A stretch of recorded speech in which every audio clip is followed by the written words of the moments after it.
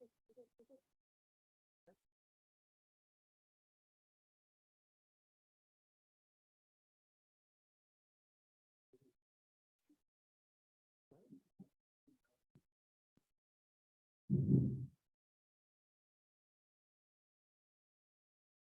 go ahead. Testing 1, 2.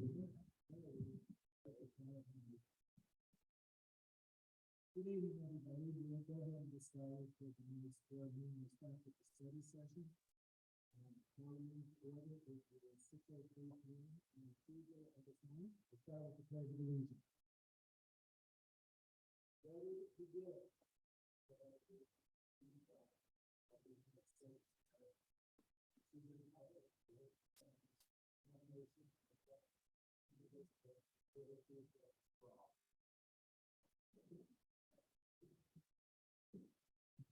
Dr. Finch, any changes to the agenda? Communications? No communications? No, we'll just jump right into the data. All right, so we have packet here, right copy to the board. We have projector for the Zoom audience. And then I'll take you through the early learning information, social break, assistant superintendent, and take us through the I ready, which is our district assessment, and then the smarter balance, which is the state assessment. And then come back and look, and I'll take you through some of the postgraduate and further about. And look at this study session. If you're interested, there's in the past study session, Mr. Morgan had asked for some disaggregation of data for higher capable, so we have that for you. And Mr. Taylor had asked for some of the information about graduates going into the military. So we'll be looking at it and get that for the fall data set. And so there'll probably be some time here in the study session. Projector? But yeah, it's going to be in their eyes. Oh, I'm so sorry. I'm waiting. Hold on. All right, so we're going to get started with walkthrough. Walkthrough is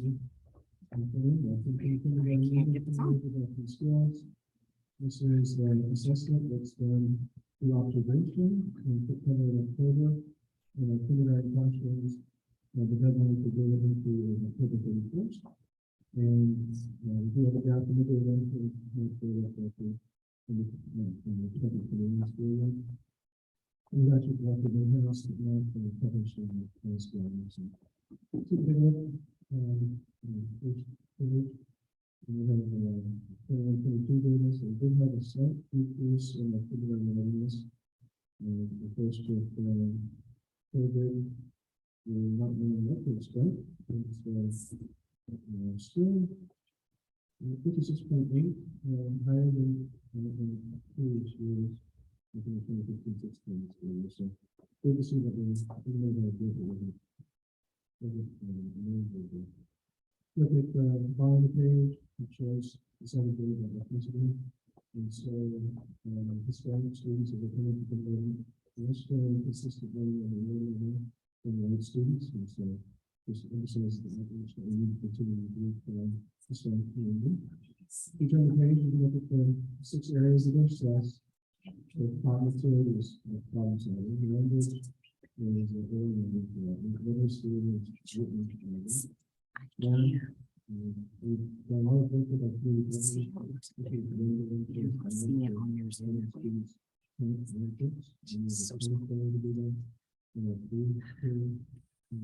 is Peter going over? I don't understand.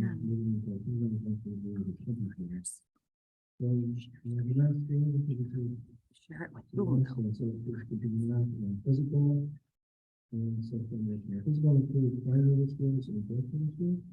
And then social emotional. You are screaming. It's not, I don't understand.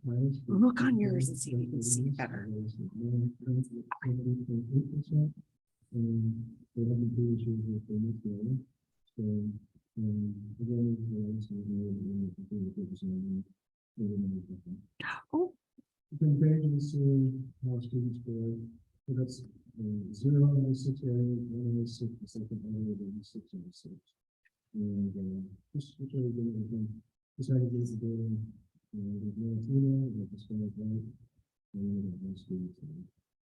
So this is really, it's like student payment is a bit lower than students, and so it is the best we can. I'd like to share with the board next, I those scores in spring attendance, so the students coming at different levels in the fall, and try to do our best to have the fifth grade ready, and focus on reading here in this report. And you can see the high score is I think about 95% of kindergarten students last spring reading. So that's very outstanding. In the past, we've had 100%. The very schools, so we only have 600%, 100%. Not about this, 5% not inside, it's just a few students. So, I don't know the students are only 80%. That's the and now I think we have a link for the already. I'm going to put in the screen and the current level of it's super good. Okay, so the first page is reading. This graph shows how the Left School District compares to national scores from this year. That's what spring 21-22 is. That's national this year. And then remember they call the national norm pre-COVID. So that was the norm. So you can see that overall in reading grades K through 8, we were right up there. We're kind of beating the rest of the nation as far as how many students are on grade level. And then we're right up there, right next to just a tiny bit ahead of where we were, or where the nation was pre-COVID. So that looks pretty good in reading. The next page shows how each grade level scores year to date is the rest of the nation right now, 21-22, and then the norm is that pre-pandemic norm nationally. So you can see in most grade levels, kinder, we're ahead of where the nation was pre-pandemic. Looking pretty good across the board, with third grade really showing a big jump compared to the next page is 6th, 7th, and 8th grades. Seeing favorite bands with the norm being pre-pandemic and the year to date YTD being the rest of the nation in the 21-22. Our 8th grade is a little bit lower than the rest of the nation pre-pandemic. So we're right about where the rest of the nation is right now. And the next page is mathematics. So again, how do we do K-8 compared to in math with our string scores compared to the rest of the nation right now and pre-pandemic? We caught up. I think I told you in winter that we were almost caught up. We were right in line, but as of spring, we caught up to pre-pandemic norms. And then the next page shows K5. For some reason, kinder did much better in now than they did in reading in the spring.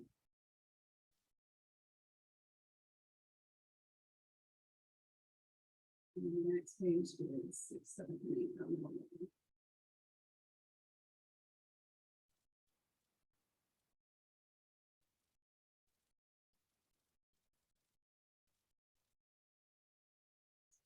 The next page is reading again. This graph shows how our students progressing towards typical and stretch growth. So I talked about this in winter as well. iReady assigns based on how the students come in the fall. They assign each child a goal for a number of points to receive by the end of the school year by the spring diagnostic based on how they come in, and that is called their typical growth goal. That's 1 year's growth in 1 year's time. That's how much we would expect them, how many points we would expect them to get. The stretch growth below that is if we, that's kind of like the above and beyond. If we wanted these students to move out, let's say a student scored in the fall in the yellow band, and we would want them, of course, to excel and get back up on grade level in the green band, that would be more like the stretch growth. So for some of our students, we really aim for stretch growth. But most of our students, we are looking at that typical growth goal. We want our students to meet that goal by the spring. The reason I put this slide in here, it kind of shows each grade level, K through 8, for reading, the percentage of students that met their typical growth goal in each grade level. The reason I put that in there is because K through 5 this year, that is going to be incorporated into their school improvement plan. So each building will take this score that they earned for their building. So this shows the district score. But each grade level will take that score and say, okay, if last year we were at 37% in kinder, meeting their typical growth goal, this year we'd like to be at 50, 47, whatever they see is doable. And then these are the strategies, high yield strategies that we're going to employ to make sure that happens. And these are the resources we need so that our coaching model and our PLCs and our principal walkthroughs can all kind of point in that direction of actual student data and showing growth. So that's happening K5 and possibly 6, 7, 8. We haven't really met yet to talk about that, but Mr. Fryer is interested. So that's why I put that those goals in there. That's where we are as a district in each of those grade levels. So hopefully in a year's time, I'll be able to show you where we were and then we actually employ strategies that are high yield with research behind them, and we support them through coaching and PLC to show growth in the student data. And then the next page is mathematics, same goals.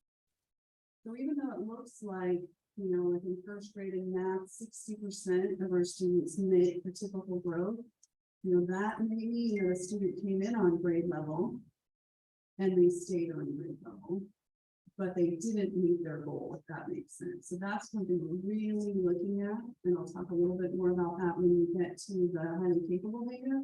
But it's really important for us to watch those students who come in on grade level in the green, see what their typical growth goal is. Everybody deserves to reach 1 year's growth in 1 year's time, and to make sure that they get back, that they reach those high marks, and that they grow at the same rate as everybody else. Okay, the next section is the smarter balanced assessment. These are our spring 2022 scores. You will notice that science is missing, and science scores will not be released until the end of August. So you have to have a follow-up for that one. And then also the state has not released like the state scores yet. So we weren't able to compare to the state, but that's something I can follow up on when that happens. So this is a nice graphic that shows an ELA and math overall as a district. How many of our students met state standards, meaning they earned a level 3 or a level 4 on the SBA in either ELA or math.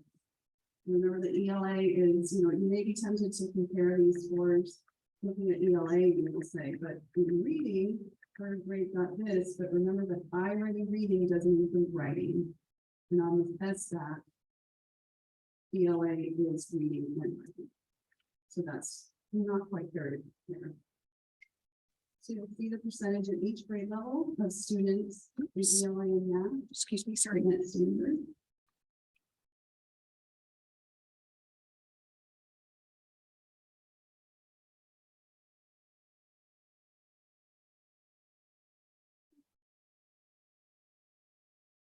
We were really quite impressed with the 5th grade scores. I'd like to point those out. First year, back in the elementary school, and comparatively did better than last year at 5th grade level. So. The next page shows the breakdown by student groups, characteristic.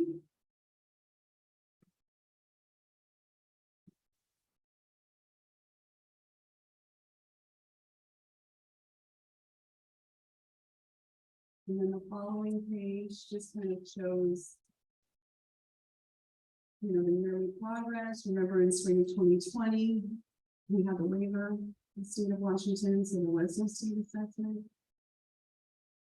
2021 was actually this fall, and it was an abbreviated assessment.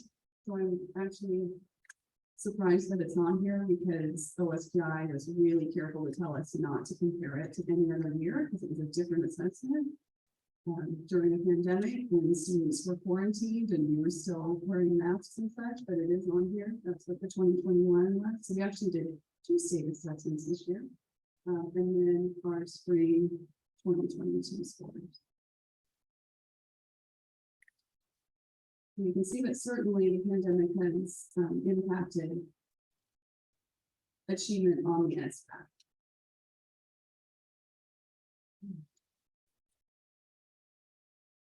And then the following section is each grade by school by teacher, which are A, B, and C.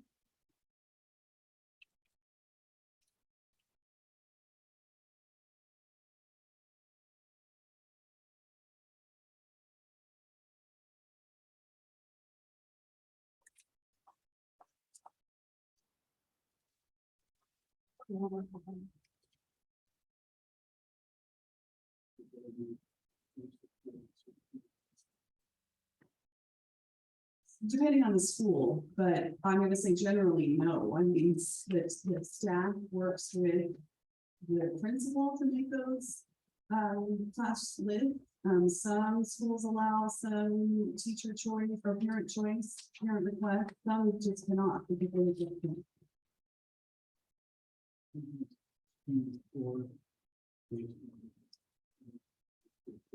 Absolutely. Right, it does give us an indication though, sometimes of where, where we need to visit, when you have teachers that are scoring year after year at the higher end, what do we need to go in there, we need to see what's happening, we need to replicate those strategies. So you can see 3rd, 4th, and 5th grade, ELA and math.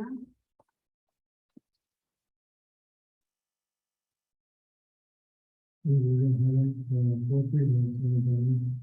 That's where we have public schools and some of the best schools in the district.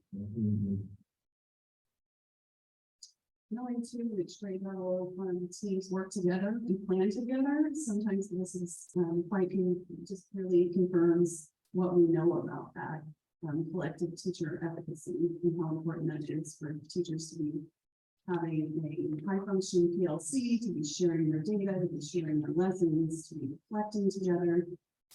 Some of this helps us with that as well.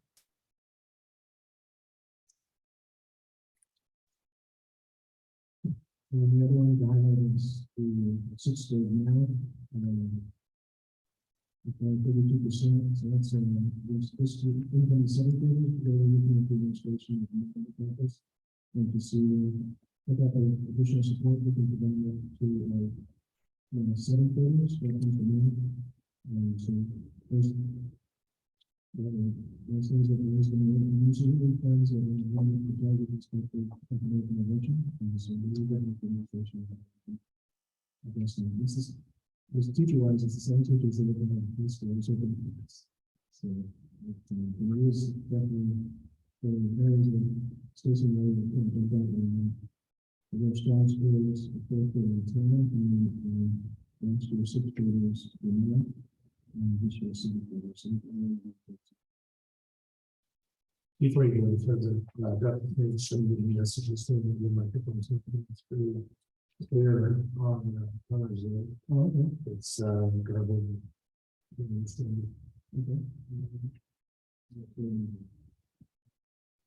So testing routine. We just saying that the area of highlight is the 4th grade and 10. As a whole primary school, it's great to see the 4th grade and 10 having some of these scores in the district. And the other area of focus is going to be 6th grade, last year's 6th graders math scores. It's the same teacher team that we've got the news and schools that that are much better than last year. And so we're focusing on students that we can present data share, work with the administration, academic campus, and provide some additional support and innovation for them for our incoming center.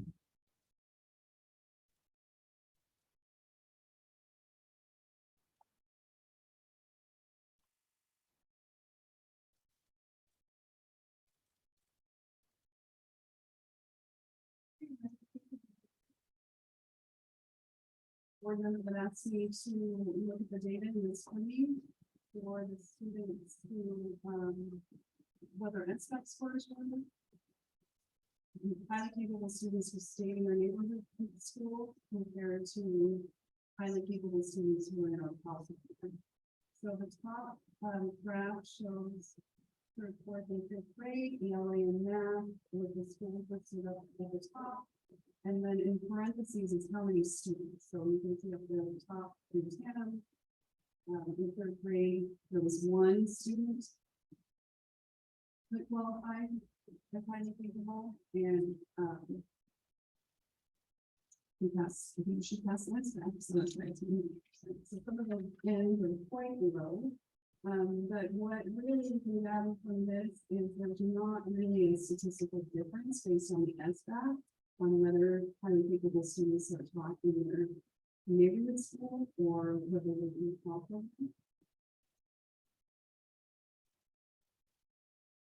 And then I looked at growth. I was curious about growth because that doesn't have a limit. Even on the SBAC, you can just get a 4.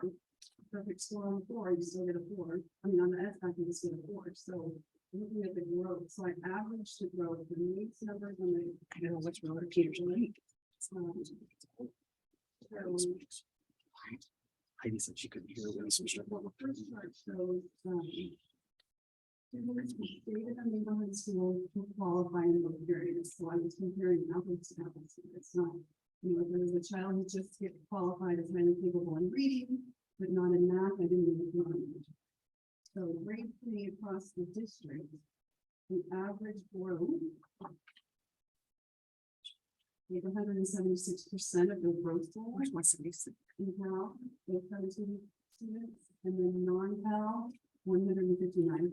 So some students. She's saying 176. Maybe achieve 500% of the growth. 5 times. Some of the highly capable students. Will do. So I just took all of those numbers in. You can see for reading and math, the way they scores, those both average. You know, it's kind of hard to compare. Cal, remember that Cal is one teacher at each grade level, and the other schools in non-Cal, I serve students across buildings that qualify in both areas. It shows the student.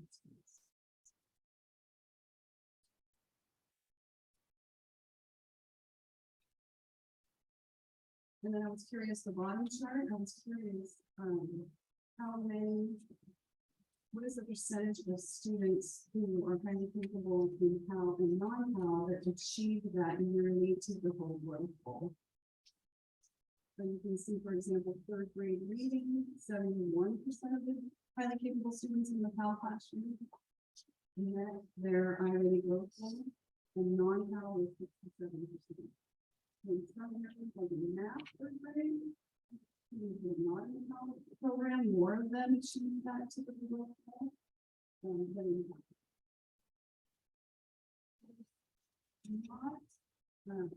Academically, we're not seeing a big difference, which I think is the question. Remember that this is not a program evaluation. It doesn't account for social emotional data or any survey data for the students and parents. This is really just academic using the data.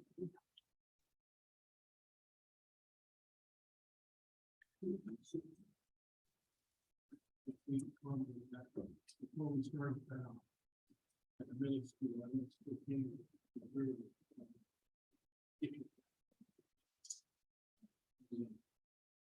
and I never thought it was she was under pressure because I feel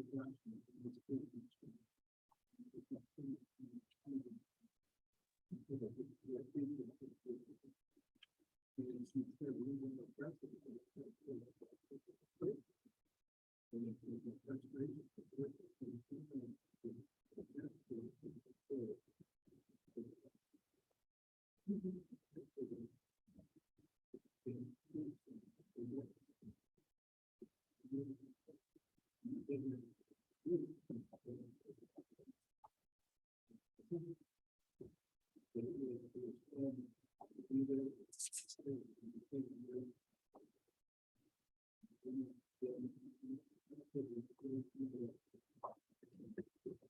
mean, our story is that all of our highly capable students on average are achieving at high levels. That's a celebration, whether they're in the neighborhood school or they're in the PAL program. But I do agree with you. I think I was surprised at the number of zeros. There wasn't a huge number of zeros on the typical roll call, but there were some, and that could be because of what you said, just test anxiety, flipping through the test, not quite understanding it.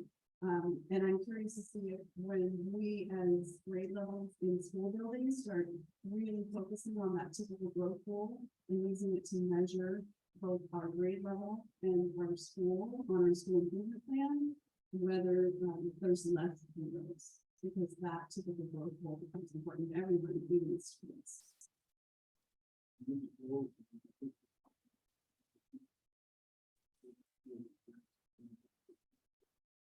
Mhm.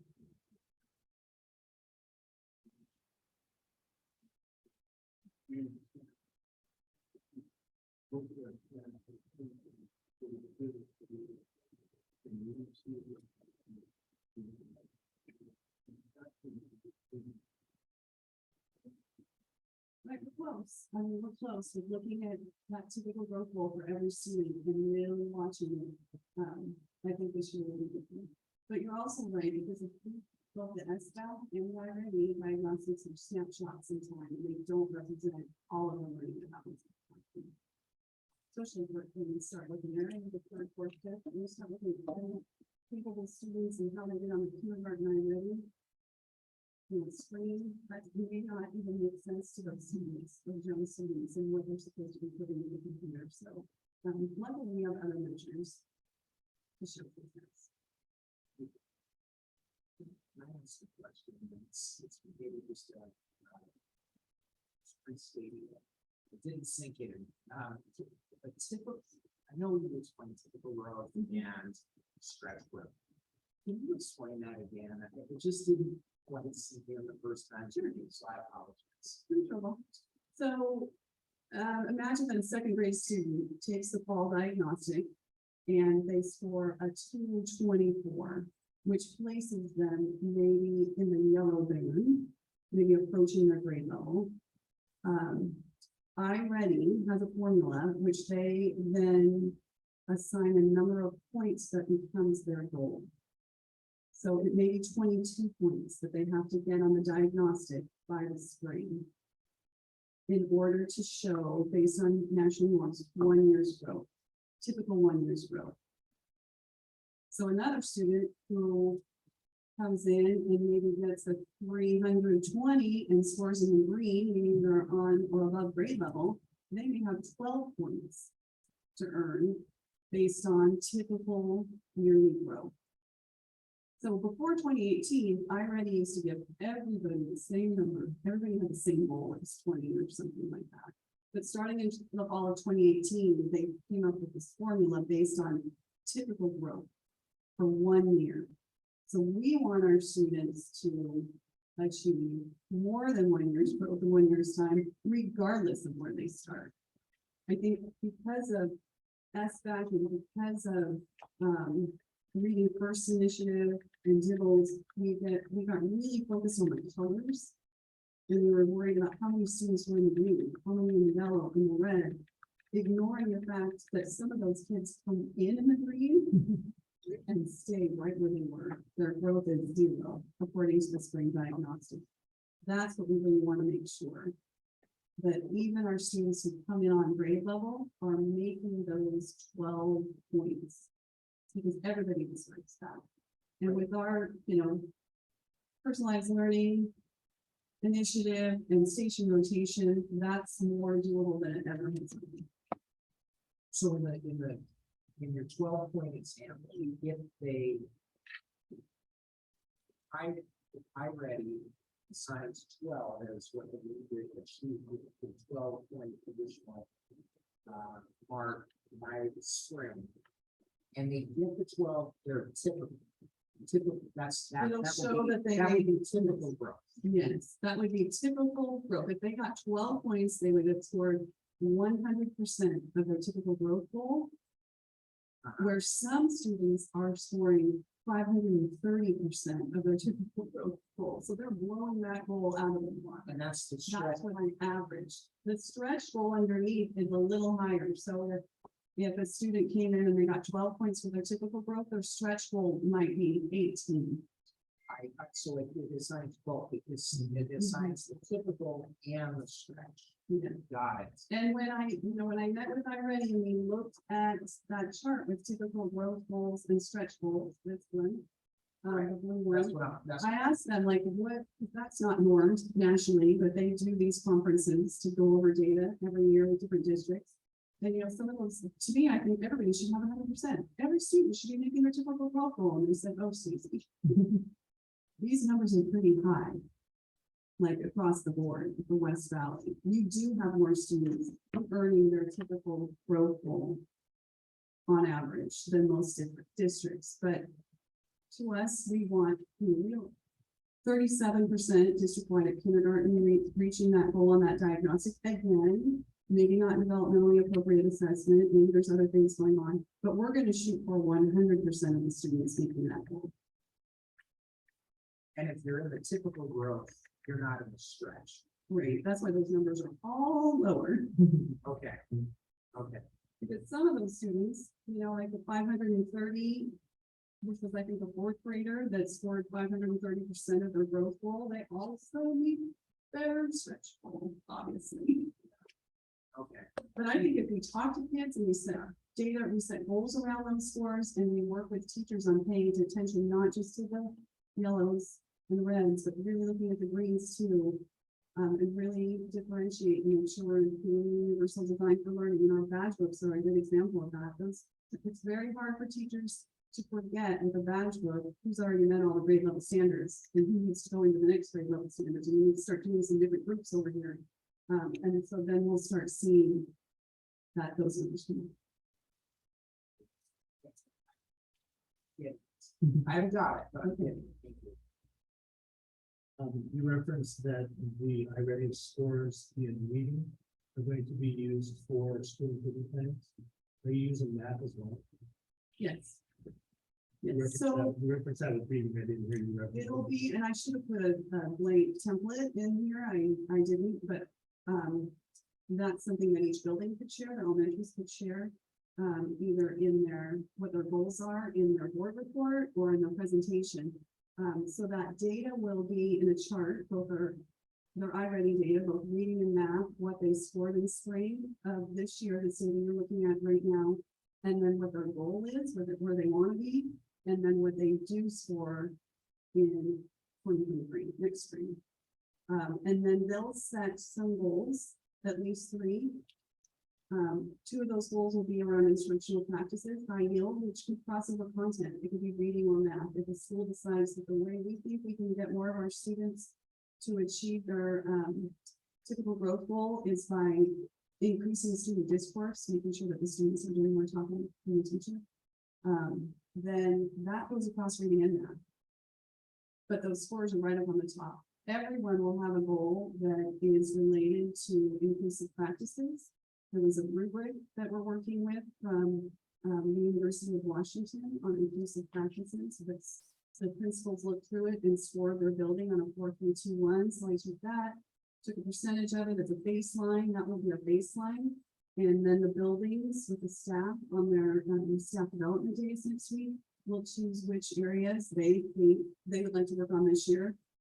It's like a 6-page document. So we want them just to pick some things they think they can do to move further towards a 4 on the continuum for inclusive practices. So one goal will be around inclusive practices.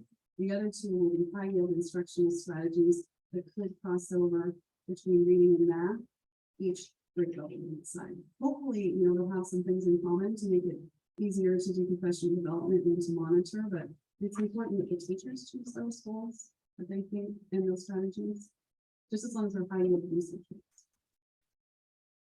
Part of the data, Dr. Prince referenced the 5th grade, and maybe review how well they did. Why the significant dip from 5th to 6th grade? 5th grade compared to 6th grade this year. The scores in both Neely and math. the graph is severely different. Well, So why are they achieving in fifth grade at such a rate but not achieving at the same rate? with a different cohort of students, then you have to remember too that those sixth graders did not have their fourth grade or really their fifth grade year. Many of them because of the pandemic. So that's could be a factor. There's always a dip when you transition to new building in all sports for whatever reason. We can talk about middle level, all the things going on with children at the middle level and hormones as well. What we noticed was fifth grade SBAC scores this year compared to 2 years ago. I remember we did 2020, so 2019's scores were higher than they were. Like just kind of looking for validation of moving those, keeping those fifth graders back at the elementary school. So that's where we are. It's also hard to account for, staffing changes, those kinds of things.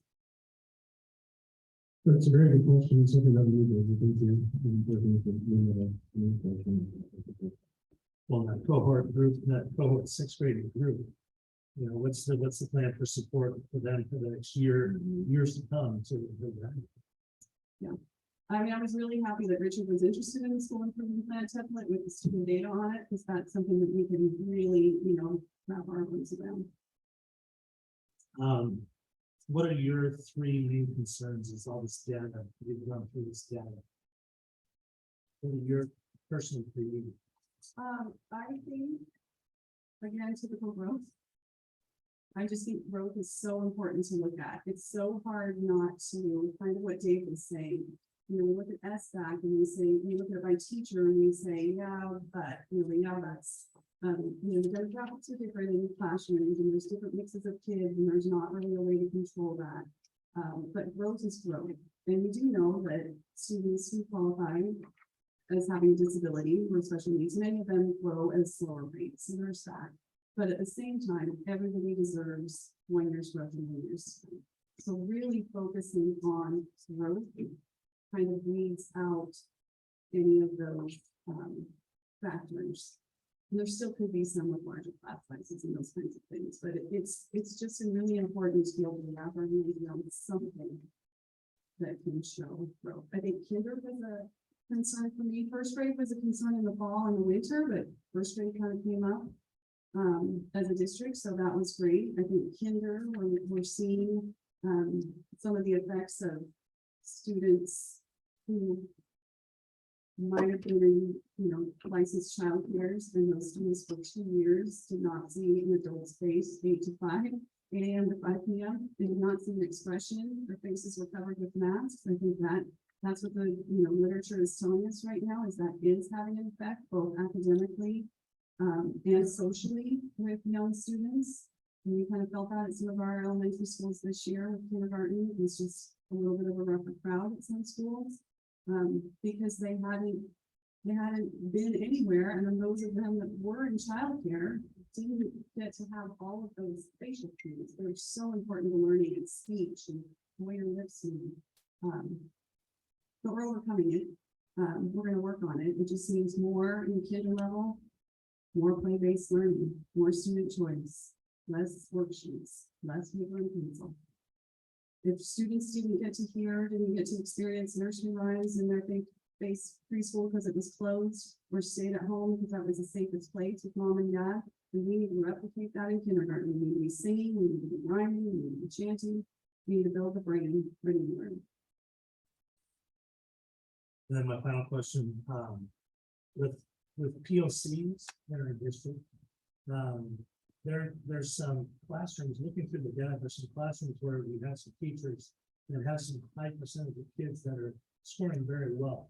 Are there plans in grade level POCs in the district, maybe during our later rival days, where those teachers are actually the ones leading the POC process and how to reach these kids? Or what are your plans for helping the teachers that may have some struggling kids with them? So next week, when buildings get together as a staff, they'll be deciding, grade levels will be deciding those school improvement goals per grade level. So they'll all be looking at their own percentage of students that met that typical growth goal and looking at where they landed as a fifth graded a tandem or a fourth graded a tandem. So that will be the starting point of having two discussions about data and where we are. And so that, like you said, we've got some teachers who year after year, have figured it out, have knocked it out of the park, are using high yield strategies, or using some of our programs to the fullest extent. And then we've got some who just need more support in that area. So hopefully sharing that and developing that collective teacher efficacy, meaning teachers feel the trust and the support to lean on each other and look at share strategies and lessons and reflect. That's what will be happening in PLCs this year with that focus on the school improvement plan. And then our coaching model will also focus on the school improvement plan and knowing that coach will know what each grade level's goal is and what strategies they've chosen. So then it's easier to support that as well. So hopefully we've got all the arrows pointing in the same direction. And Stacey, you've scheduled more time for the principals and the coach to have some structured conversation time throughout the year. Yeah, so in the past, we had instructional coaches doing small groups in interventions with students. This school year, we're calling it full coaching model. They'll still be working with children, but it'll be through a coaching cycle with the teacher.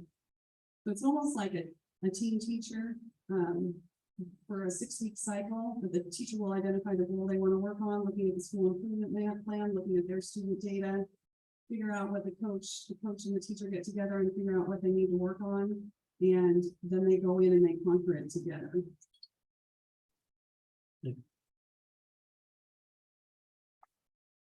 All right, well, thank you, Stacey. We're gonna move on and look at. Oh, sure, go ahead, Dan.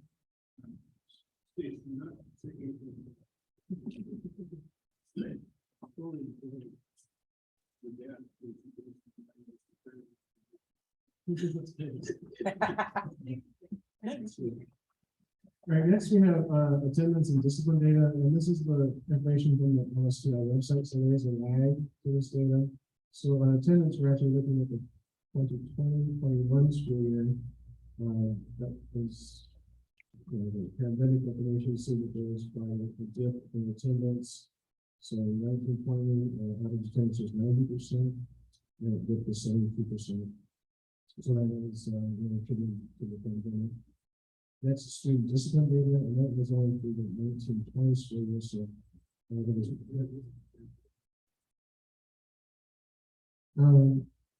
I'll have to double check. That's a good question. I'm looking at that. It's looking compared to the state average. State average. I'll check that. I'll do it back to you. On the discipline data, again, didn't have school in March 2021. And so there was a decrease in discipline for the 1920 school year. And if we turn the page and look, this is decided that it's quite a lot of information on this page. The one that did jump out is foster care, foster youth. So even back in the 16-17 school, 25% of foster youth in Australia were some sort of discipline, and it's down at least 19%. But that's still quite high compared to the other population. So that's a high need population, and it's a one that we're focusing. And the others are students with disability, and we've been seeing that it's going to go down over time, so that's encouraging to see. There's still disproportionate between students with disability and students without disability. It's at the bottom of the page. So there's still a disproportionate discipline there. Now, students with disability is 7.5% of those students with disability, whereas students without disability is 3.2%. So there's disproportionate over there. The next page looks at ethnicity. So this is really encouraging to see because the largest, I think, minority is Hispanic, and that was a disability of 3.9% compared to that 3.6%. So a very small difference between those two. Not enough use of disability significant. That's encouraging because you do not want to see disproportionate discipline administered to students. And so, in fact, if the district were to have a large disproportionate, that would be They will be part of the Office of Civil Rights to make corrections, and so we are not in the case of this. Again, on this page, it shows the posture view and after homeless website. Section 504, the students with disabilities that we might need at IEP, individual education plan, and then students with disabilities 7.5% is one rate. So there are some discriminations there, and this area that we should be focusing on. Next is the four-year graduation rate. So this is new information, and we see a slight dip in the 2021. So class of 21 was at 83.5% graduation rate. Whereas the year before was at 86.8. And the different disaggregation there. Next, high school dual credit. So this is some new information. As I was going through the West Coast data this year, which I found it the West Coast in 2021 school year, 85.4% of our seniors were able to earn college credit. So that's really impressive. We see 85.4% of grade 12 students earning college credit in this level. So it's something to be really proud of. Next is the post-high school information, and this is released and updated on September 1st. So this is information that the board has seen previously last year during our data summit. So I didn't include all the detailed information because it's really not news at this point, but this shows the percent of students that were enrolled in the four-year college and the two-year college after graduation. So the most recent data is for class of 2019. 36% were enrolled in the four-year college, 21% in the two-year college, and 35% were enrolled in secondary education. Next is the rates of pre-college course taken. So that's if the student is in college and has to take a pre-college class, so that the sub 100 level class. And so we've seen a nice decrease in the number of students that need to take sub 100 level class. And basically, look at English and everything. And student information. Highest post-secondary credential earned within 8 years of graduation. So it's kind of hard to see, but this is a 2012, is the class of 2012, and it's 8 years after that. And so 44% of our graduates have earned a bachelor's degree, and 18% have earned an associate or a certificate. Next is the information on persistence and retention. So persistence defined as continuing enrollment in any institution in the second year after high school. Retention is continuing enrollment in at least one of the same institutions. So if you turn the page and look at that, persistence, this is 4 year and 2 years. So 87% of students continue in a 4-year college, and 67% who enrolled in 2 year continue in 2 year. So better persistent rate in the 4-year college than in the 2 year. I've heard that, well, this is a good question. We'll take a look at what the state data is. What I've heard is almost a 50% dropout rate for 2 year, and then 23% dropout rate for 2 year. And then finally, highest post-secondary credential earned within 8 years. So 44%, that's a recent information. And finally, that's student demographic information. So this are enrollment over time and the percent of ethnicity. So you see our percent of Hispanic students continues to increase. So at 36.8% Hispanic population in West Illinois. And we're going to share that in comparison to student demographics and teacher demographics. So 36.8% Hispanic student and 3.1% of our teaching staff is Hispanic. We do have the partnership with WVSD. We have a pipeline of diverse educators. We have the student teachers for a full year in our classroom, and those student teachers are majority bilingual. So we're going to continue that partnership with WVSD and continue to work with our teaching staff to reflect the diversity of our students. All right, so that brings us to the end of the data. There's some interest in looking at Local data compared to state data in attendance, and also that postgraduate information, as well as eventually when they release the data for smaller towns, but definitely look at local data compared to state averages. Follow up with Mr. Baker's request in the past to get information about post-secondary for military, graduates going to the military. And then at this time, just open up to the board. Is there any other data that you'd like us to pick up and bring back a future data set?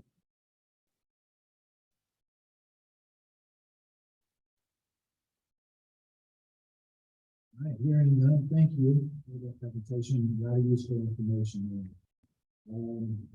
Going on to item 6 on the study session agenda, any items arising in the board? If not, we'll go ahead and adjourn the study session and come back at 7 o'clock for the regular board meeting. Just a point for the audience and board, if there's a need to use the restroom, then contact Stephanie Smith here. She has the key to the counseling center. We wax the floor in the common, and so we need to use the counseling center for this. Thank you.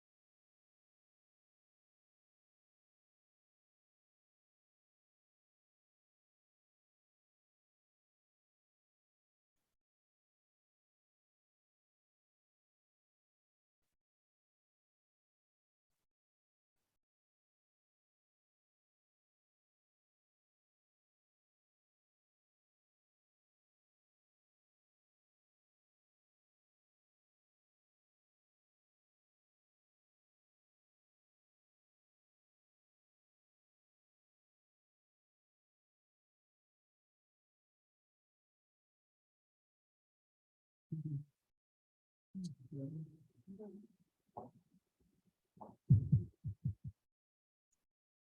it is 7:02 p.m. We're gonna go ahead and start the regular meeting. We will call the meeting to order at 7:02 p.m. again on Tuesday, August 9th. Begin with the pledge of allegiance.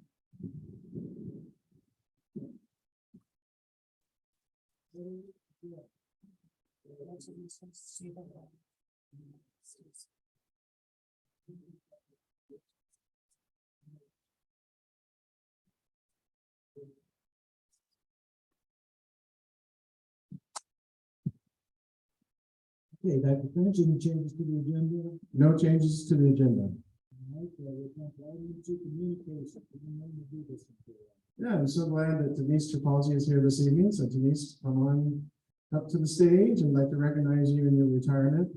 It says here on the plaque, 38 years teaching in the West Valley School District. I've had the pleasure of working with Denise when she was at the middle school and our tech teacher for many years, in STEM education, science, technology, engineering, math, really a leader. Probably before that STEM acronym got popular, she was doing technology education for us. And then in the past year, we moved to Cottonwood and taught fifth grade, did a wonderful job helping us with the transition, and the students did such a nice job there this year at Cottonwood. And just really appreciate all your service through the years to West Valley, and I'd like to give her a hand and give her this nice plaque.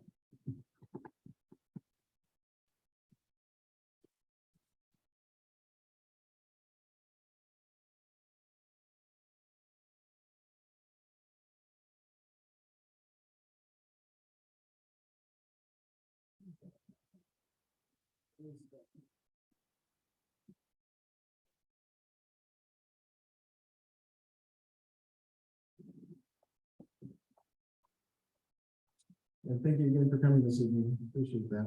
All right, we'll go ahead and move on to item 6 on the agenda here, public comment of non-discussion agenda items. This is where anyone can speak on the issue at this point. So I do want to make sure that we get both Zoom audience as well as those in the clinic. But I'll start with those who are here first. So Mr. Matthew, I see you got the podium already. Go ahead. I think it's kind of ironic that it's probably 2 or 3 weeks here. And last year I was the so, just a quick comment again. I think as we evaluate education programs with the district, I'd ask the board to take some time to consider what's offered in high school. Kind of the current issue, just as an example, is I have a sophomore who very much likes participating in data, and so like to do that as like this week. Also, though, however, is eligible for a full year of college and high school for history. And effectively, those 2 courses will hold valuable to their education. So we, as parents, are going to make the decision likely to not take the opportunity of college and high school because she simply favors the and because it puts you steady. So I would again ask the district to perhaps consider some more formalized before or after the school day offerings. I think band and some other electives that again tend to really crunch a kid's schedule because of where they fit within the actual kind of offerings. But as to this, the board kind of consider whether or not there's some opportunities to offer some perhaps core classes, but more specifically connected to before the school day or after the school day. I completely understand that that's some staffing consideration as well, but something that I'd ask the board. And on the other side, if somebody remembers why we can't offer drivers in districts, we find these drivers. So if there's a workaround that I think everyone here probably took driver's ed at high school. I remember my passing in my driver's ed test was predicated on how close I could get to driver.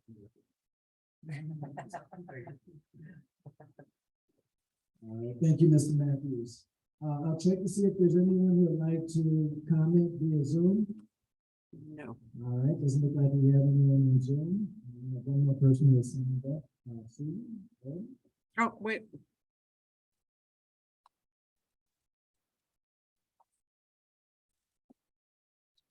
Okay, right, so that'd be good for after discussion items, part of my discussion item.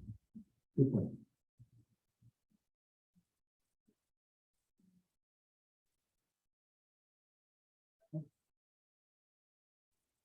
Okay,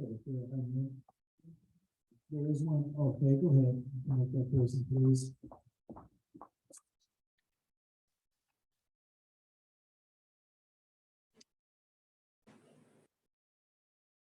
Good evening. It's Brad Liebert. I just wanted to let y'all know that on Zoom, we can't really hear anything. You ask him to unmute himself?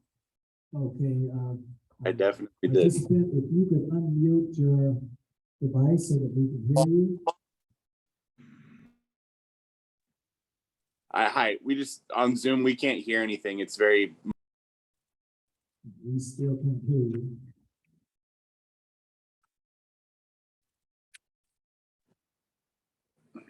I'm unmuted. I'm not sure what's going on, but on Zoom, we can't really hear Okay, anything. try it again.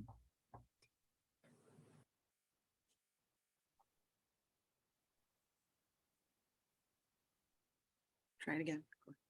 Can you unmute your I wanted device? to let you know we can't hear anything on Zoom. So it's very muffled on the microphone. Okay, that was your.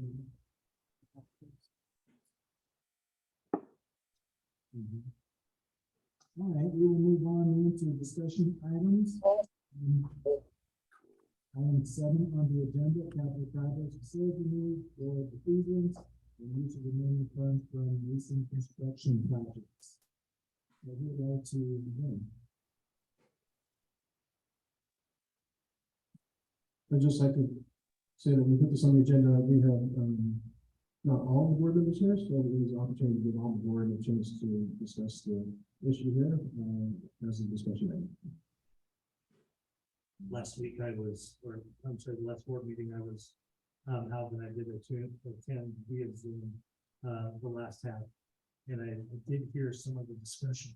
I guess my biggest, the 3 or 4 different options that we have with the bond oversight is I think we need to go back to, what was promised to our voters at the time.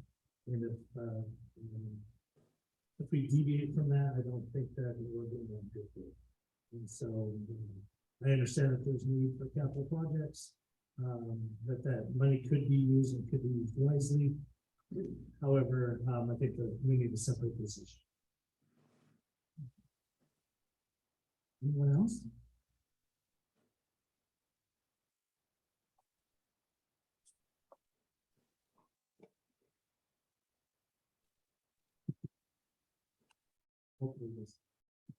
Hopefully this is on. Okay. After some reflection, following our last board meeting and going down the road of having really form later this fall, which is fine. I think that we need to get the train back on track on a couple of matters, because what are we really asking public input?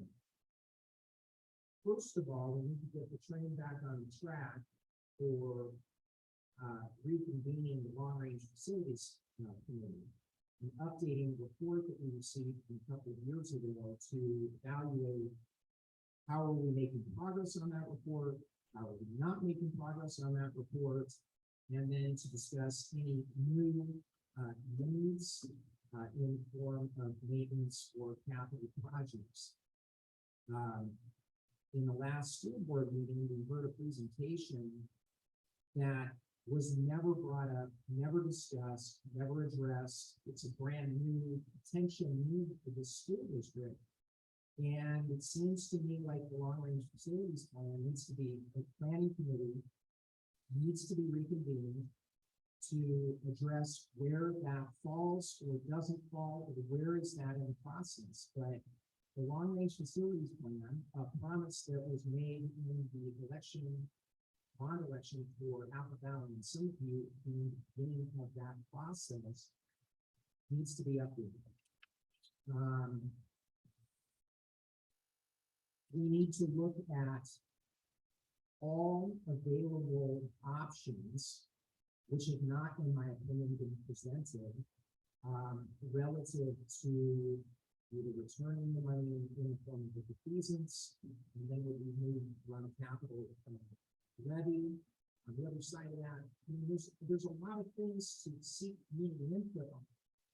But in order to seek the community's input, they need to be fully informed about where we're at and what the options really are, not just what the projects are and we have these needs. It has to be looked at strategically. And again, that starts with getting the long range facilities planning committee reconvened and getting that report up to date.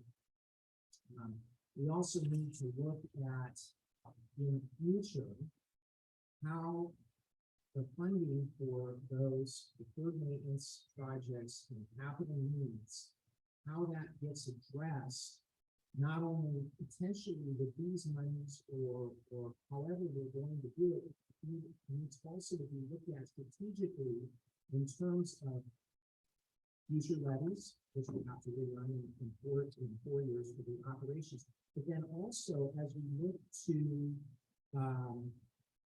possibly replace schools in the future, because again, going back to the Apple Valley Symphony Bond campaign, that's the start of long-range facilities planning, and the high school bonds are going to start falling off in 2025 and 2026, which may seem like a really long time from now, but it'll be here before we know it. And with that, we had pre-COVID a quarterly bond planning meeting, which I educated Mr. Conley about last week, and that is again a model that the district was using from Kennewick School District, that it was a constant, predictable process, all in conjunction with the long-range facilities plan to address the maintenance and capital needs of the district. So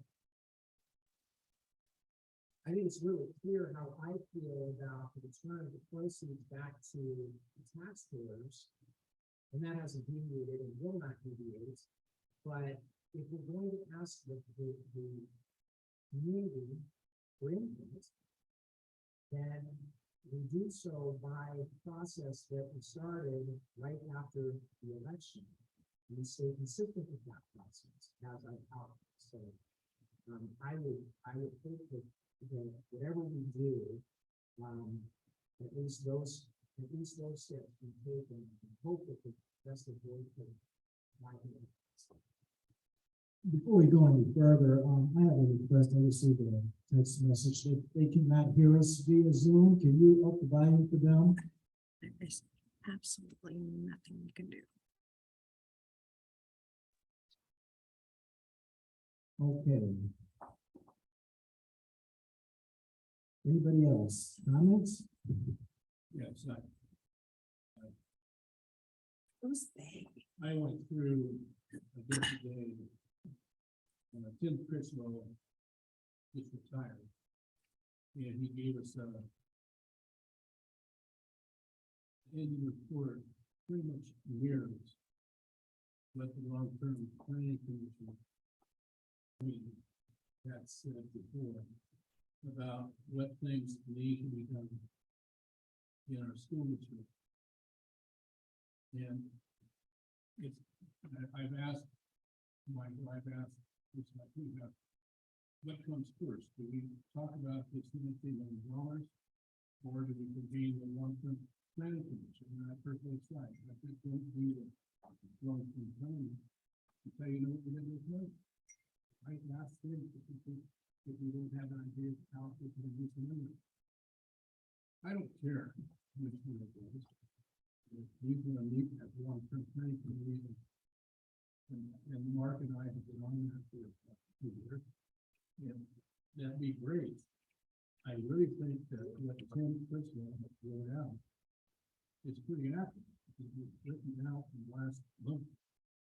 And my adding is tracking things came out that we're needing about $15 million.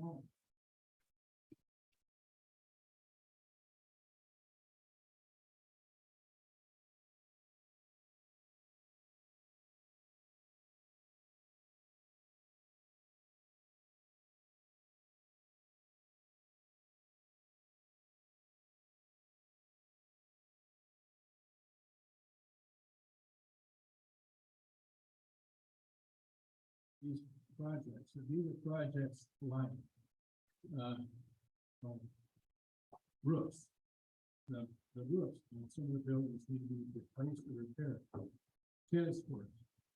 What are we gonna do with the auditorium? What are we gonna do with the football field and track? You know, we have things that need to get done. And I cannot believe that we're still talking about the mountain region. Correct? When I came to the district in 1990, we were talking about the mountain region. And we're still talking about the mountain. We need to get some of these things done. And I don't care what the process that we follow, or the pattern that we follow. I just think that is critical for us to get the work done now. Now we have them. And rather than waiting 2 years. Tackle one, then we get past the fix, go here in the next 2 years.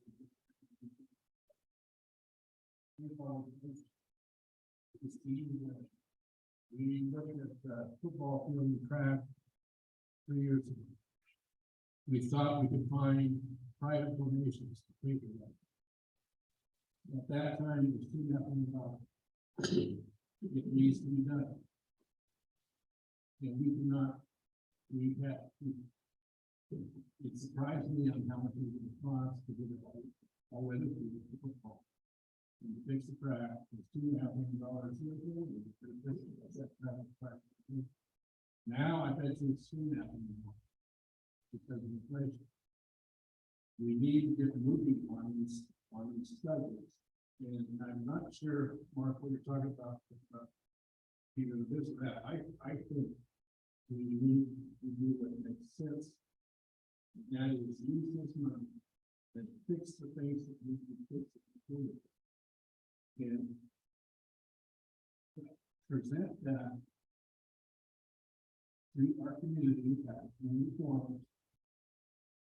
Be out in front, say, here's what we need. We have a list. Here's the money we have left in the bond. If you decide to give it back to you, here's what you're going to see each year off your tax returns, which is about $190 on a $3,500 $3,500, $35,000. It's $185 a year. That's what you're saving on if you didn't know that. Why not use that money right now and get these things fixed? Rather than coming back to you in 2 years and asking for you to be back.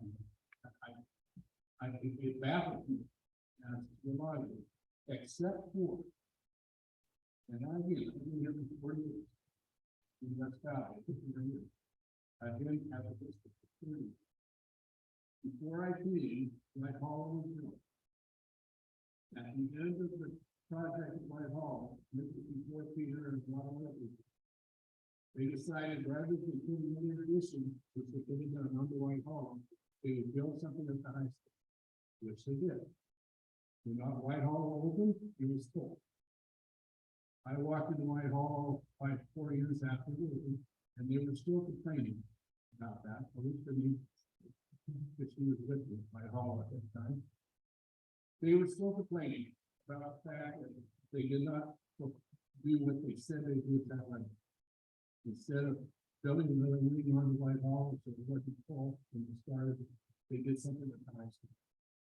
We're now 40 years, 30 years later, 35 years later, still using that situation as why you cannot trust your school board and you cannot trust your administration. it baffles me. When do people start forgetting? And maybe look at others, look at the other spots. I don't know anything about my home, and I don't know about fixing the high school. I do know that when we built the high school, we had money left over, and we built some athletic facilities, track, tennis courts, things like that. Very clear, and very obvious situation. We weren't hiding these other things.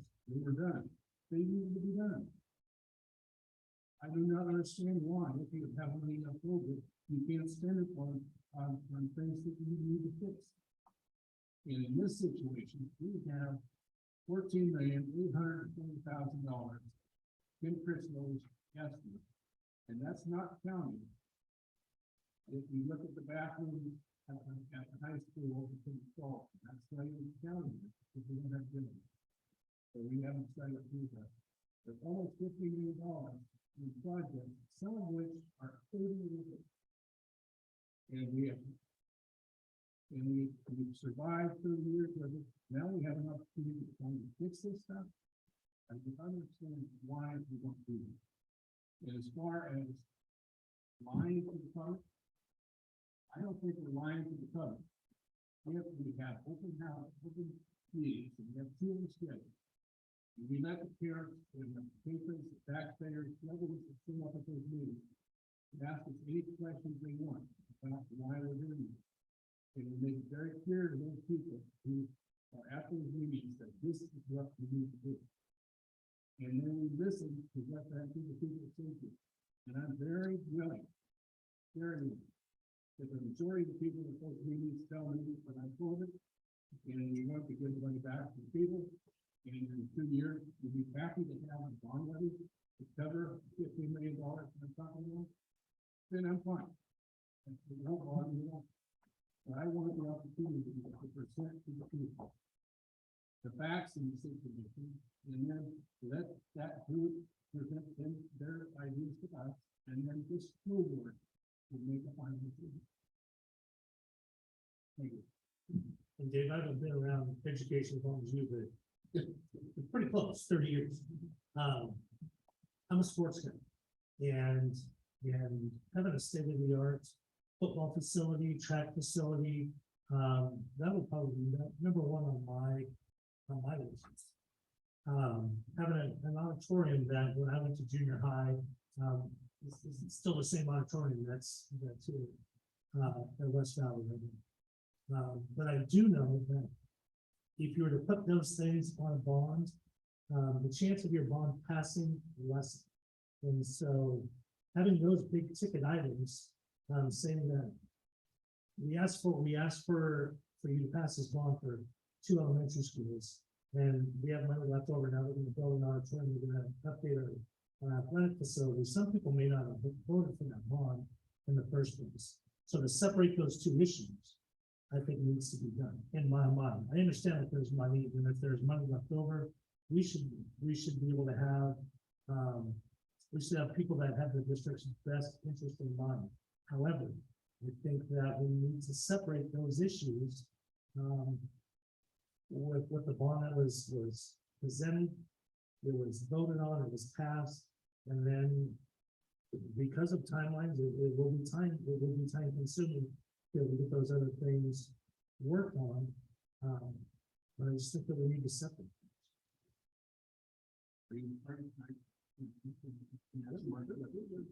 What are you saying? You're saying you want us to have another vote side of the football field. What do you want? When you say separate, what do you mean?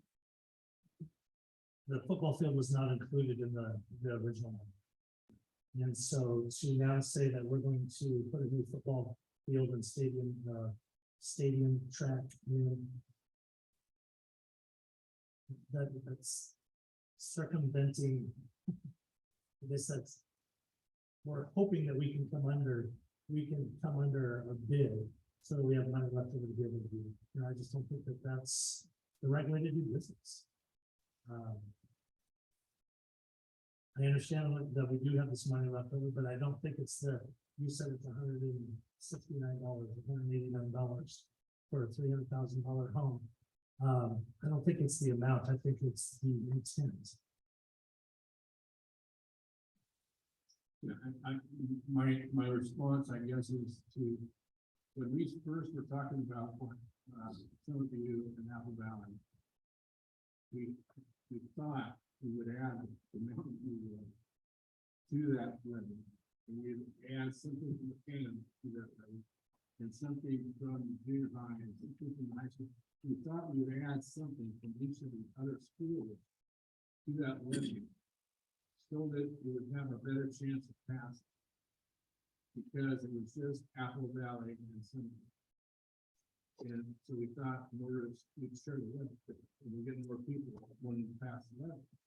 Then we thought, yeah, but if we pass this levy and we build those two schools, and we don't have money for a football field, and we don't have money for a well mountain view, those people are gonna be mad at us because we can't do what we promised that we were gonna do. And that's why we dropped the other things off that list. Because we were fearful that we couldn't do it, when we mad at us. You know, you limit one way, you limit another way. If you ask this community right now to pass a levy that fix it, not state of the art, but a football field and a track where all the members of the football league are willing to play on the football field, which is not true, right? Some teams will not play on their football field because they deem it unsafe. Our track cannot have a district meet because our track is not in condition to be qualified to have a district meet. We have a substandard football field and track. And we need to fix it.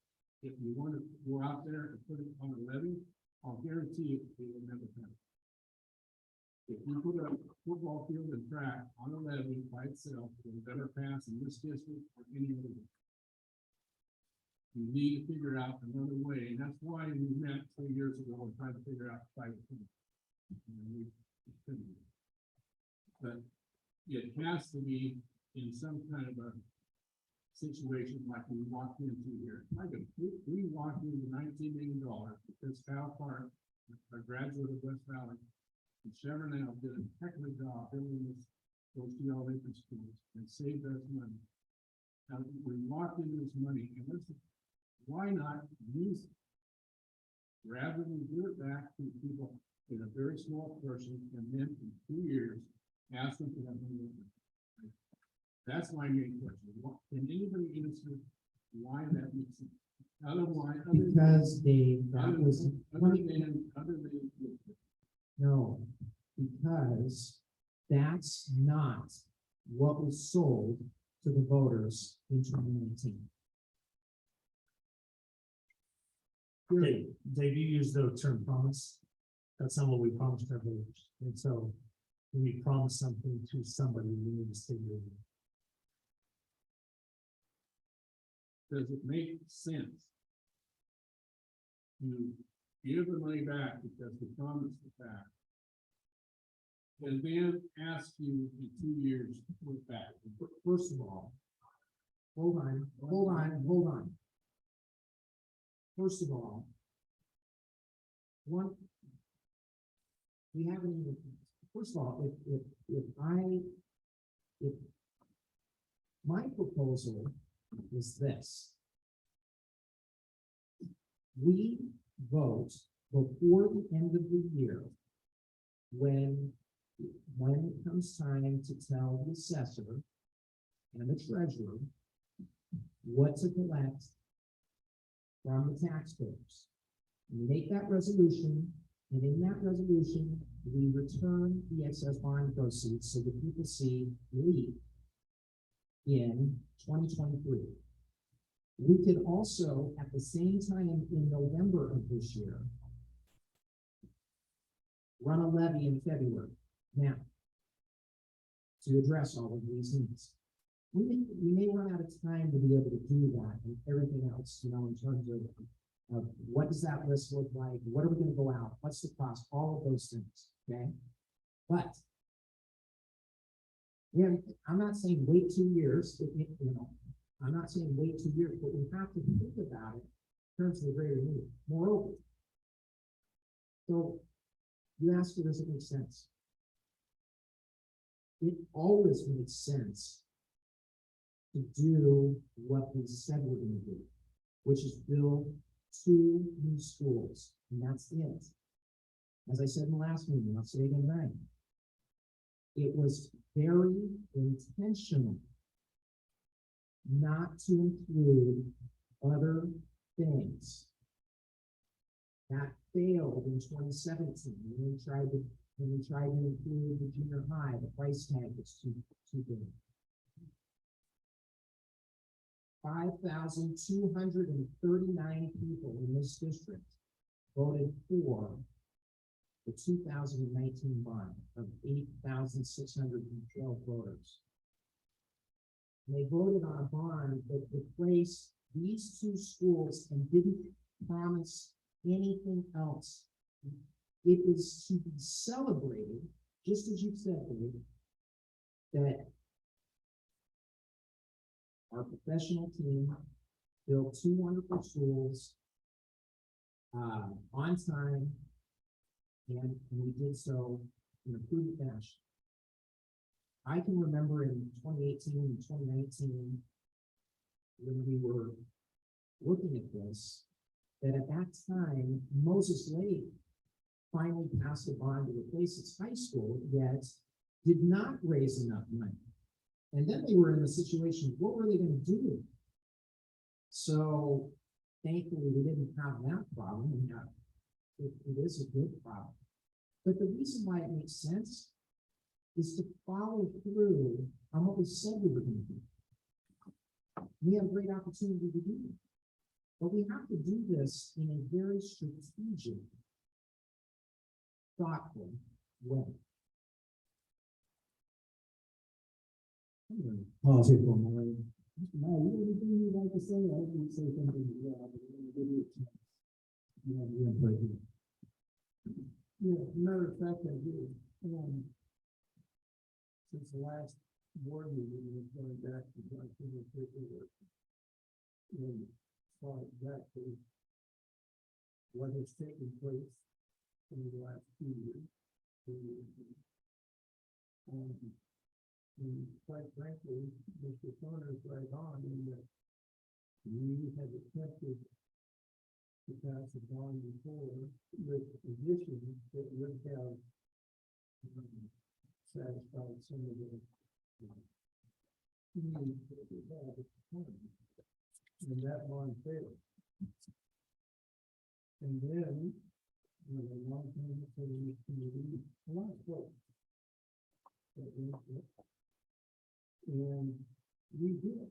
We put out, bond committee, a lot of time and power into go out and counsel the community on the pretense that we would build 2 schools and nothing else. That was it. And I found it, and it was there. And so I have to disagree with myself with some of the things I said at the last board meeting. In that, and I didn't know the last thing was one that we need to do that presentation. But I do think that the corner and the community is the best thing along the right track, and that we find a way to remit what we can be saying to the public. And then, with the committee that working on a long-term plan, to start utilizing some of the other things. There are many things we can do to cut corners. I'm very proud of that school district and that we live in 20+ years. But I'm also very proud of being somebody that, and I give my word, collectively, we did, I understand the thing. So, in this case, I'm going to have to do Mr. Thorne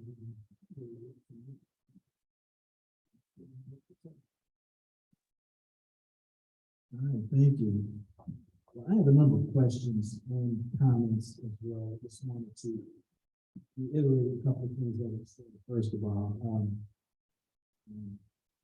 despite the disagreement that we may have as a group of people, it is a pleasant situation to be in terms of having choices like this. It's going to be tough, and no matter what we come away with, I think it's absolutely important, absolutely essential that we consider the community's input in this process.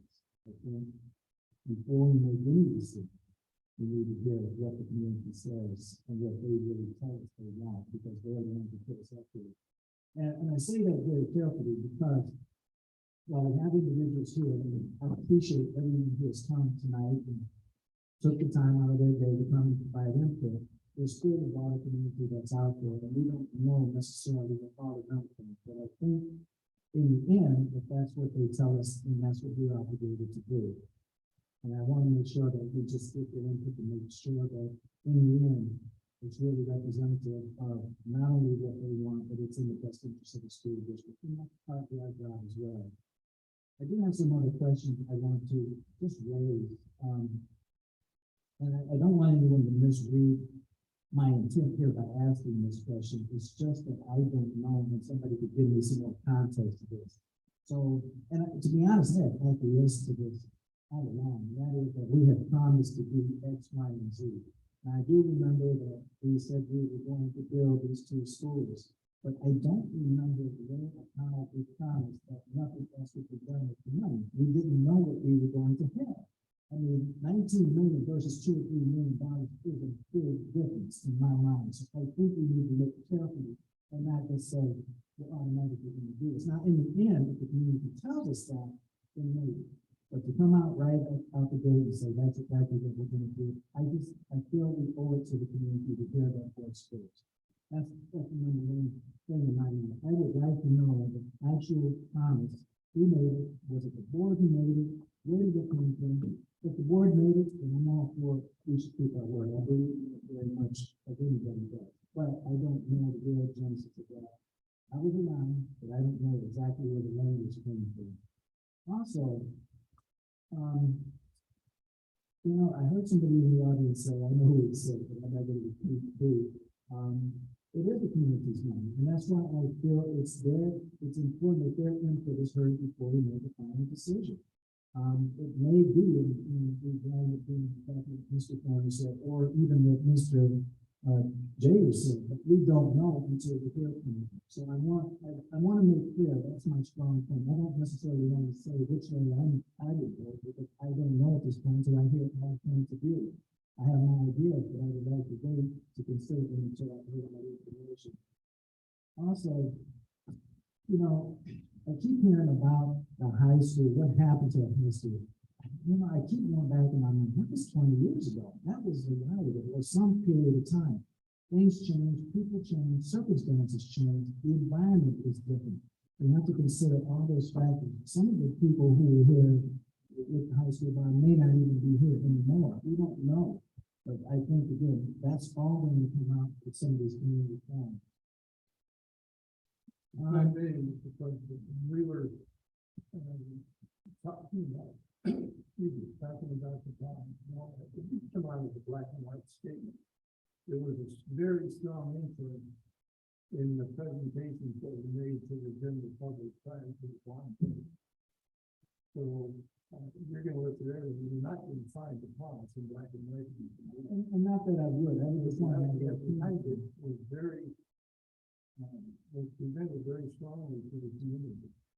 And that's where I take Mr. Corner's coming from and what I have learned in sense. And that's why we are where we are. I have a few more points that I want to make before we go. So let me finish my points here. I do believe that some of the money that's left over, some of it should be set aside for Apple Valley and Cemetery, because those are the 2 buildings that were promised to be built. We built them. We did what we said. And so some of that money should be earmarked for them, whether it's $1 million, $1.5 million, the future things that may come up with those schools, after all the money for those schools initially. So I think we should set the money aside for that. As I said here, I'm going to reserve my final opinion until some of the community plans, and I hope that we can get through those rather quickly. They are coming up in, I believe, early October, so we'll have some action in terms of what other individuals think as well as. It's going to take time to want to see the way we go. It's not going to be now that I see.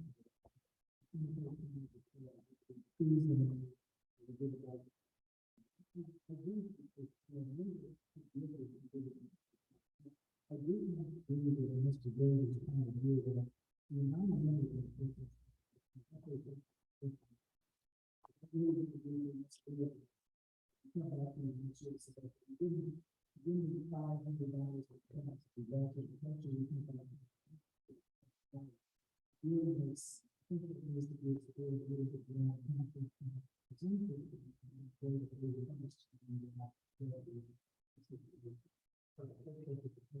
Voters.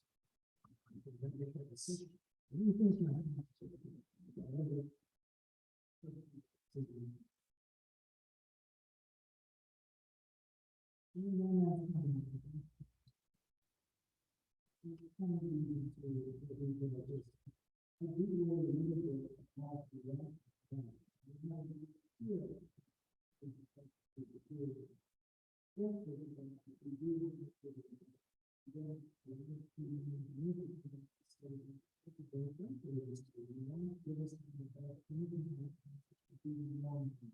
I think we need to get a grade. That's what the community wants. We need to get a grade.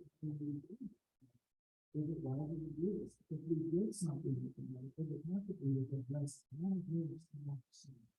would say that you would have to have within the saying we would prefer you to do something along these lines. Then we figure out what sort of things to do with that. Now, the last thing I will say is I'm not going to at this point of view. I'm just waiting to hear from people.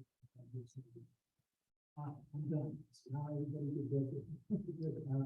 I think you've already heard from the community what they want on the original one. And in any additional projects that need to be funded, then you can hear it. Having a community forum on what should we use the $19 million for, it should be the same as running the capital levy.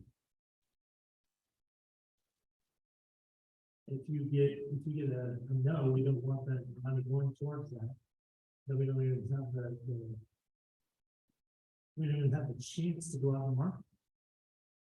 So I think we always heard the voice of our community by passing the original.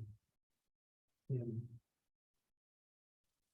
the word promise has come out of multiple board members' mouths. I wasn't on the board at that time. I probably didn't look as deep as I probably should have at the time of the bond. But if the intent was a promise to build 2 school buildings in Lansing, then it needs to fill in. One point that I would pass about is, yes, we did what we said we were going to do, but I think no one in the opportunity to expect to have almost $20 million left over. And I think that's what's really driving this issue, and I think we need to do it thoroughly. I just don't think we should jump to. And I'm not even sure. It sounds like something that was talked about and walked into the grounds. And I would say that's what we found. So I'm asking exactly where they can who made the promise. And if the expectation was that we made the promise, we should live up to it. I'm not for it, but I just want to I think, no, my turn. I think it's inferred. I don't think any of us thought there was any way we're gonna build 2 schools and end up with $19 million. That was not even part of the discussion. The main part of the discussion is that going to be enough money to do it? Really, we are very fortunate to see $19 million left over from those 2 projects. It was inferred that that's what they're for. no one said, well, in case next time, money went. But next time we're building, I'll guarantee you, I'm gonna say, okay, we're gonna build junior high school for $200. And if we had them in the over, we're gonna use it on capital. I'm saying that, so that it's clear to everybody that, you don't just give the money back to people and then 2 years later, ask for the money. To me, it's a no-brainer. Now, and honestly,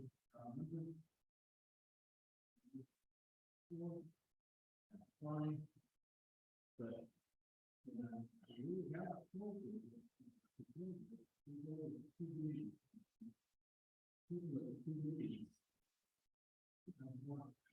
so he promises, look at this house. Then you go back and say, look. And that's the irritation to the whole world. We have 5,000 students working with families in the district. This is what we get for our meeting. And so if we have a meeting, we're gonna get another 4 people on the board. We're not gonna hear what the true feelings are of each of the meetings. And we're gonna get the ones that are old enough to go to their opinion, and we're gonna get the ones that are going to be not enough to go to their opinion. And so, to have 2 more meetings, and we don't think that we're doing the true goals.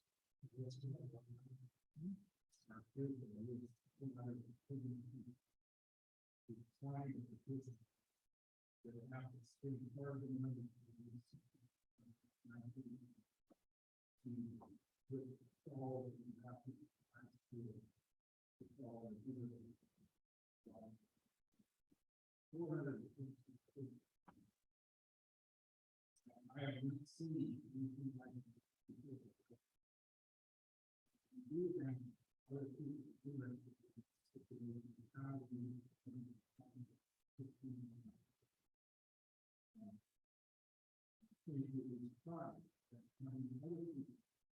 Share money.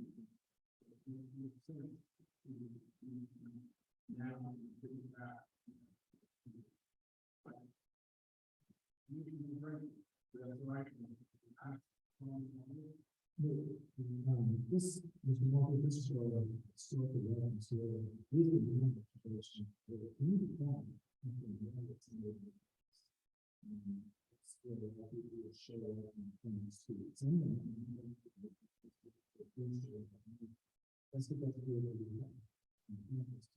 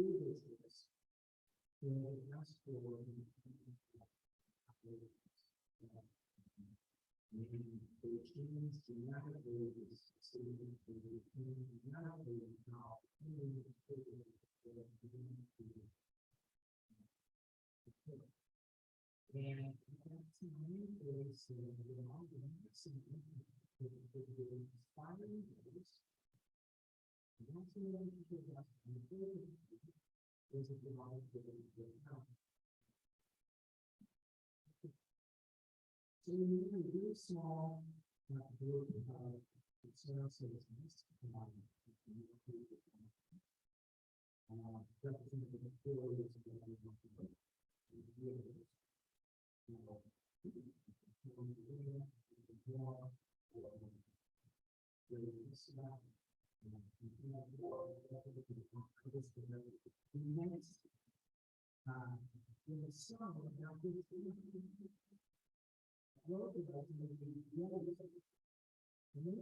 A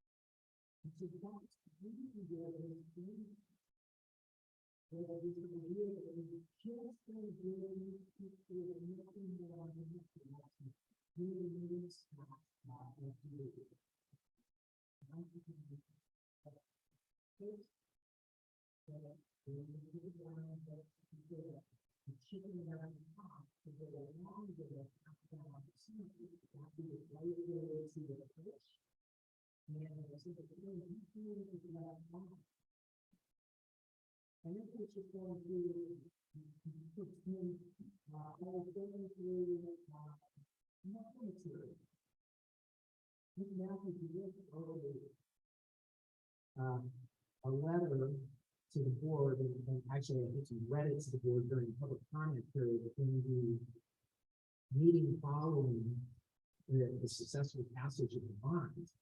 And I'm not gonna quote the whole thing eloquently, but it was fun. He basically congratulated the district to build these two schools, nothing more, nothing less. So the bond resolution itself that went to the voters for passage that passed expressly did not include other projects. It just said those two schools. So that's effectively the history. Mr. Matthews, I'm sure, will call me on it if I have misrepresented those stats. And I'm going to say this in closing. Some of you heard me say this before, so I apologize for the previous, but 9 years of being on the school board, I haven't gone through my about everything. I'm okay with that. I have 3 regrets. 3. One of them, I'll leave you guessing in a minute too much. But one of them was in 27 after so we went out for a levy for Alpha Valley Cemetery and modernization in junior high in 2015. That was a resounding defeat. We had more yes votes than no votes, but we didn't even come close to achieving 60%. And coming out of that bond, I was convinced personally that all we needed to do was focus on Alpha Valley Cemetery. And in 2017, that's what I really believe. That was the bond that I felt was what could pass in 2017. And my regret is that through some school board meetings that we had and through some lobbying efforts by people that I respect, that just as I respect Mr. Jager, I respect his opinion and his viewpoint on this. I went against my gut. And I voted in favor to put on the ballot in 2017, the junior high. And I regret that decision. And unfortunately that bond did not pass. But I regret that decision because my gut told me after a lot of consideration what we should have done. We didn't do what my gut said. So not that that's really neither here nor there, but the point is that it's never wrong to do what you said you're going to do. Never wrong. And I'm all for taking input. I just want to make my arguments. I want to make my points, just like Mr. David wants to make his points. But, and that would be part of our job. Just like if we go out and say, we have these needs, we have this maintenance, we have these capital projects that we want to do. Then we need to sell people on why we're right about that. Just like we had to do with the bond, just like we had to do with the latest levy. Let's demonstrate fiscal responsibility, not, oh, let's have this money, let's use it. We have this money, let's use it. I understand. I understand what Mr. Gager is saying. It's an approach that I don't agree with. But I respect him for standing up and saying that. That's fine. But I'm fine with taking in community input. And I'm also really, I'm happy to see the petition that was put out there. But everybody that signed that petition didn't have the I mean, when you read what it says, it's not, it doesn't represent that the district could be returning this money to the taxpayers. It doesn't give these people a fully informed view of the situation that we have before us. So yes, the petition has merit and has some validity to it. But let's fully inform people what are the range of options here? And what does that mean? What does that mean? So. Well said. I certainly agree with that. That's why I really support the community forums. I do want to go back to a certain point. It'll be my last point too. And it's a bit of a counter to what you said, and that is when we built the school. And just to let you know, I was one of those individuals out there going door to door, putting up posters indoors, talking to people after work and eating. So I know what that was like, and I remember that whole situation very distinctly. I was involved with that from the beginning. And the prior round, actually. Anyway, my point here is that when we made the promise to build these schools, I'll use that term loosely, promise, but when the bond passed, and that's what we were trying to do. And again, the thing that makes this incredibly different is I could see if we were talking about a couple $1 million. We're talking about $19.2 million. That is a lot of stuff we can do. Okay, there's a lot For me, I get to count. Okay, all right. But anyway, there's going to be more discussion on this. My one point in all of this is, like I said, whatever we do, however we do it, in the end, I think it has to be done with input from the community. We just can't unilaterally we can, but I don't recommend we walk up to unilaterally and just vote on this without hearing what people have to say. I just think it's wrong. If I was sitting out there, I wouldn't want that happening to me. I would want to have a voice in terms of this, because you're telling me I'm going to be taxed again next year I'm going to get a little bit of money back, so I'm going to be taxed again next year at a higher rate for the moment or in a couple of years. It doesn't matter. The point is, I want to have a chance to get my point across. And if in the end, I've been heard, and that's what the decision of the board is, great. I mean, I'm talking as if I were a person out there. However, I think it is our job to listen to what everyone has to say. And the only way to do that is getting there and putting it in a vehicle like the form. If there's another way to do it, great. I don't recommend voting on this in a, putting it on a ballot or something like that, because you have to identify issues. And I agree with your point about educating the community about what these options are. We haven't even talked. There may be other ways to give this money back to the community in other vehicles. We just haven't explored it. We just came up with one thing, and that's what we're going to do. I just think it's wise on our part to consider all the options and give input. Okay, I'll try to be quiet at this point. Anybody else up here? I would expect that you else was go ahead. The amount is irrelevant. And let me tell you why. This was $2 million. What you then would be saying is, oh, it's only $2 million, and if we return it to the taxpayer, they just see pennies on their property tax. So it's not relevant, because you would be making the same argument. And we're already, it's $19 million, so you're not going to see that much of an impact on your it's just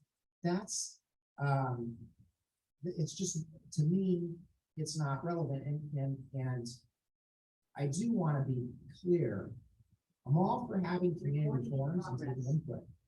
So long as we are very clear, and I would say presenting it ahead of time and online and making it available to people so that they can study your earnings. Here's our situation. Here are the options. Let's because otherwise, what I'm afraid might happen in the community forum is we're going to hear from passionate individuals, which is great, but it's going to be, I can go back into my little notebook here to the conversation that we had a year and a half or so ago when we felt pretty good about that we were going to have more funds than we needed to pass out. Was out on some of you, and Jamie Northburn, coach, track coach, Dan Iman, football coach, gave impassioned pleas, just like we received from Ms. Scobia last week on the restrooms here at the high school. You're going to hear about we got the money, just spend it on this. And that's and I don't want to extinguish that passion at all, but it has to be done where people are from. And right now we need to do that. So to make the maximum use of these community groups. You said it very well. That's my only point, is that we need to get the information out there, have the community informed, so that when we have these forums, we're talking to individuals who have a sense of the issues, what's involved in every little detail for the most part, and as much information as we can provide them, because when we make that decision, it needs to be with the confidence that the community is behind us, is what I feel. And I will say this, and we're good at this, between you and I disagree with you wholeheartedly. There's a big difference between $2 million and $20 million in my mind. You'll never sell me on that one. I think the arguments would be different. I think the perception of the community would be a lot different. I don't think everybody would be here over $2 million. They might, but I don't think you're going to get the turnout you will over $20 million. That being said, I want to stop here because this is a good breaking point, because there's an opportunity here for the community to have reference, and I want to get those in. But thank all of you for your input. This was a great discussion, and it is just the start. So with that, I'm going to stop our discussion and open it up for those who would like to speak. So I see Mr. Matthews walking right toward the. Oh, and Susan, I'll tell you what, he's beating you to the mic, but both of you stand up there and go ahead. Go ahead, Susan.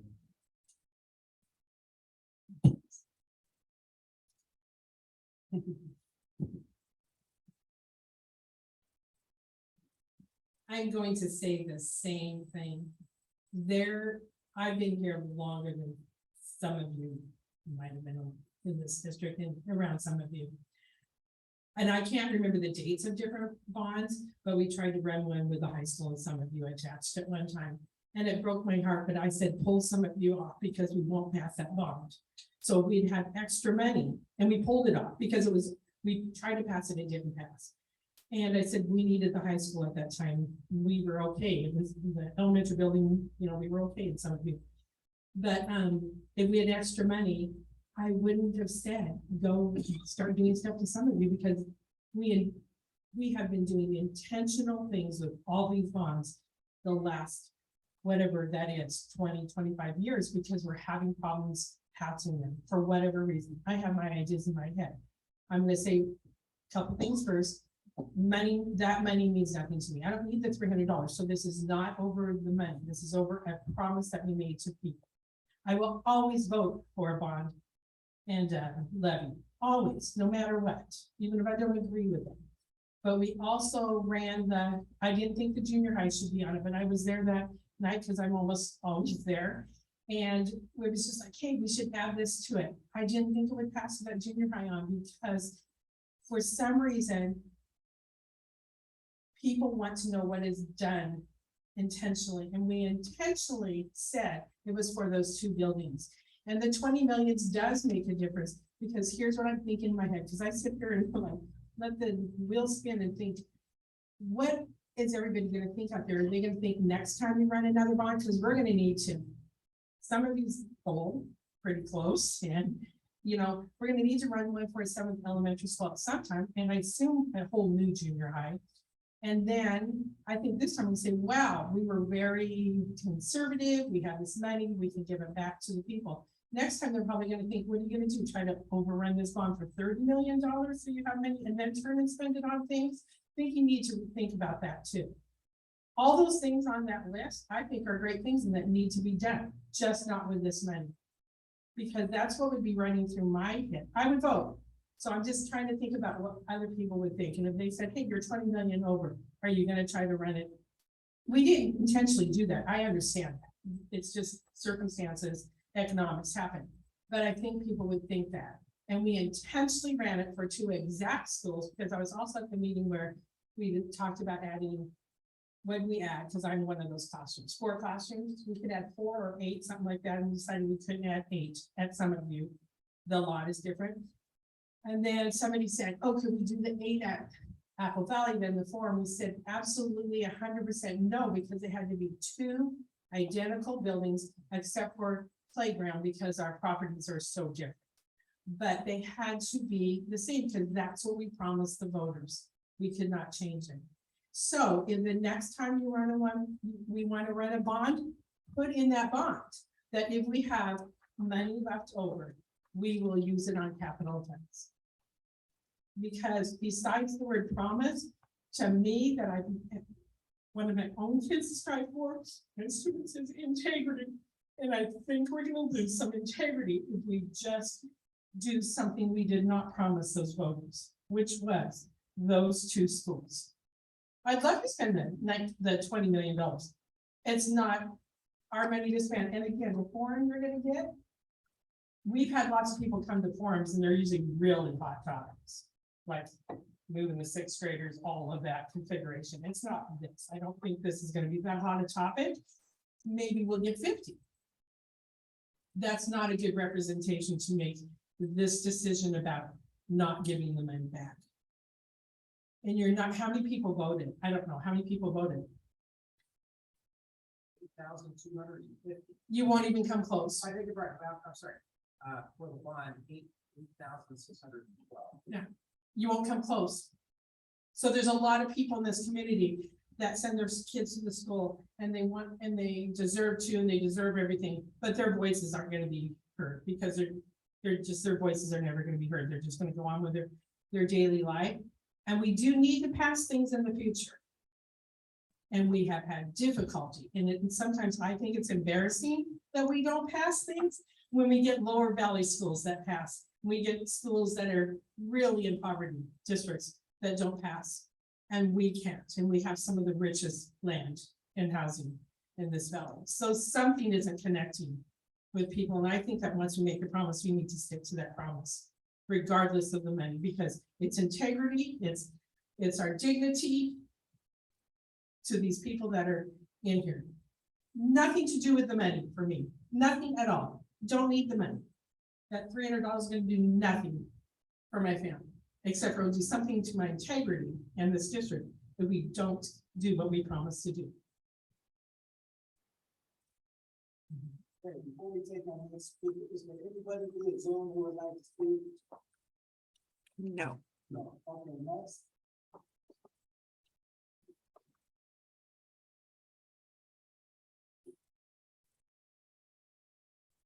Introduce myself. My name is Sharon Van Black, and I worked for West Valley School District for 30 years. Worked for Zilla School District for 15. I have one question, since my husband and I, friends, quite a few, attend many activities for West Valley, always have, always will be, retired or not. And in all those times and all of the brochures and pamphlets that we looked at concerning the bonds and projects over the years, at no time did I see in writing that leftover money would be returned to the voters. So my question is, was it, you discussed in your finding it in notes. You mentioned that it was promised. Well, I attended those. And again, after working for this district, I was never promised. And my friends were never promised that money, should it be left over, would be returned to the voters. I'm sorry, I agree with Mr. Jagger. We have an opportunity here. And if you're telling me that it was in writing and I missed that, it was put in these things, not just verbally, then the discussion would be over, wouldn't it? Because if you put something in writing, you need to honor that to give it back. But when people say we were promised, I can tell you that if you have a community forum, I will go out and find as many as I can who will tell you differently. We weren't promised any of that. We were promised 2 schools, and you did a wonderful job, and you came in under, and you had extra money. To give back money to the voters when it was never put in writing anywhere, that would be the case, and you have an opportunity for all of the problems that you may have with a, roofing or anything, and to give that back. I agree with Mr. Jagger. It doesn't make sense, and then turn around and come back to people who will always vote for this district, but ask us to pass and pay once again when you have a golden opportunity here. I'm sorry, it's not common sense. And again, for your community forums, I thank you for saying you will do so. We can start producing just as many who will say the same thing that I am. We weren't promised any of that. We were promised 2 schools, and again, you did a beautiful job. You have extra money. So while people are saying they were promised, you probably were promised. I was never verbally promised, and to my knowledge, it was never put anywhere in writing. That's the way it would be. Again, there'd be no discussion, would there? You put it in writing, you must do so. You're out talking somewhere, verbally saying at any given time, we promise to give it back. My first question is, why would you even do that? When you know that if there's leftover money, it is a golden opportunity to make some things happen in your district. If this district is saying to us, we're so wealthy, we can literally give that money back. Oh, but then we'll turn around and try to get more out of you. That's not going to pass. That's not going to pass. And I have never, ever gone out to go against this district on anything. But that would be my first opportunity to get a bunch of us together to say, enough. That's wrong. And yes, you need a community forum, and you do need to hear from more people like I who can tell you I was never promised any of that. Thank you.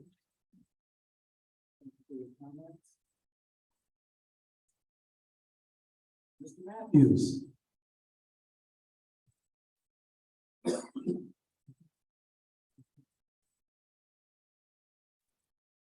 Thank you. I guess, can I ask for the board's discretion to go past this 3-minute mark?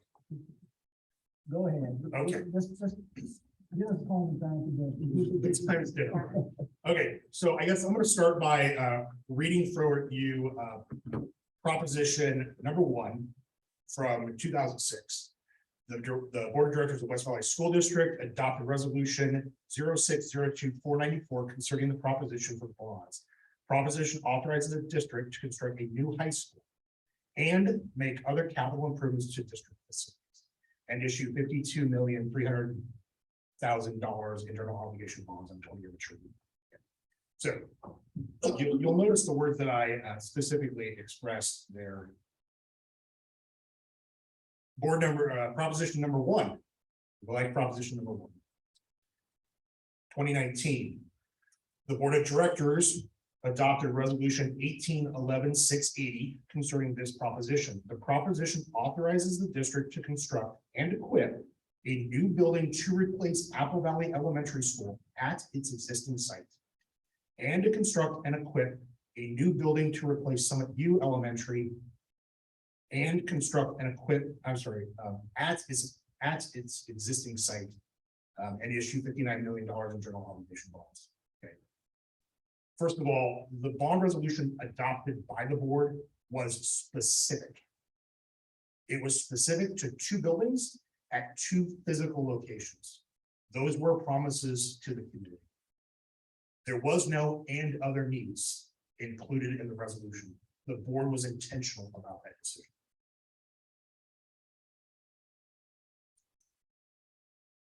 I'm only 44. I do have trouble remembering the details of details. And we all can do the best that we can to remember conversations that occurred in 2018 and 2019. But I will say emphatically that West Valley Citizens for Better Schools and the West Valley School District promised that we were going to build only 2 elementary schools and nothing more. That is part of the literature that the Citizens for Better Schools produced as part of our handouts for that campaign. I have a stack of district pamphlets on my desk at home. I should have brought them because I have a 2018 in that as well. The communication and the clarity of purpose, as Mr. Jagger recalled, and as Mr. Thorner noted, as the chicken in every pot, was set aside because there was a clarity of message and a clarity of mission. It wasn't about incremental improvements at here and there in every school.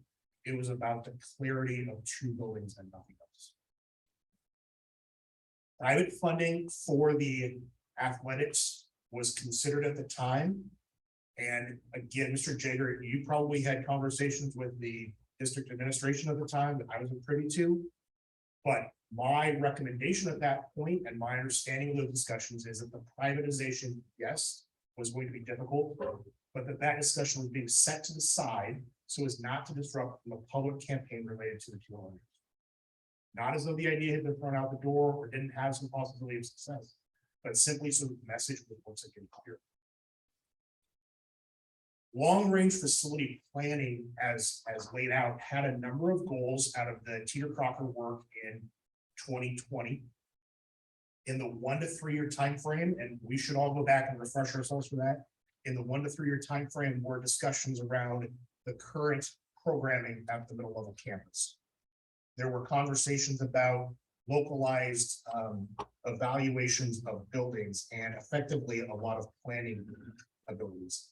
Outside of that 1 to 3 year window was the continual maintenance needs of the district.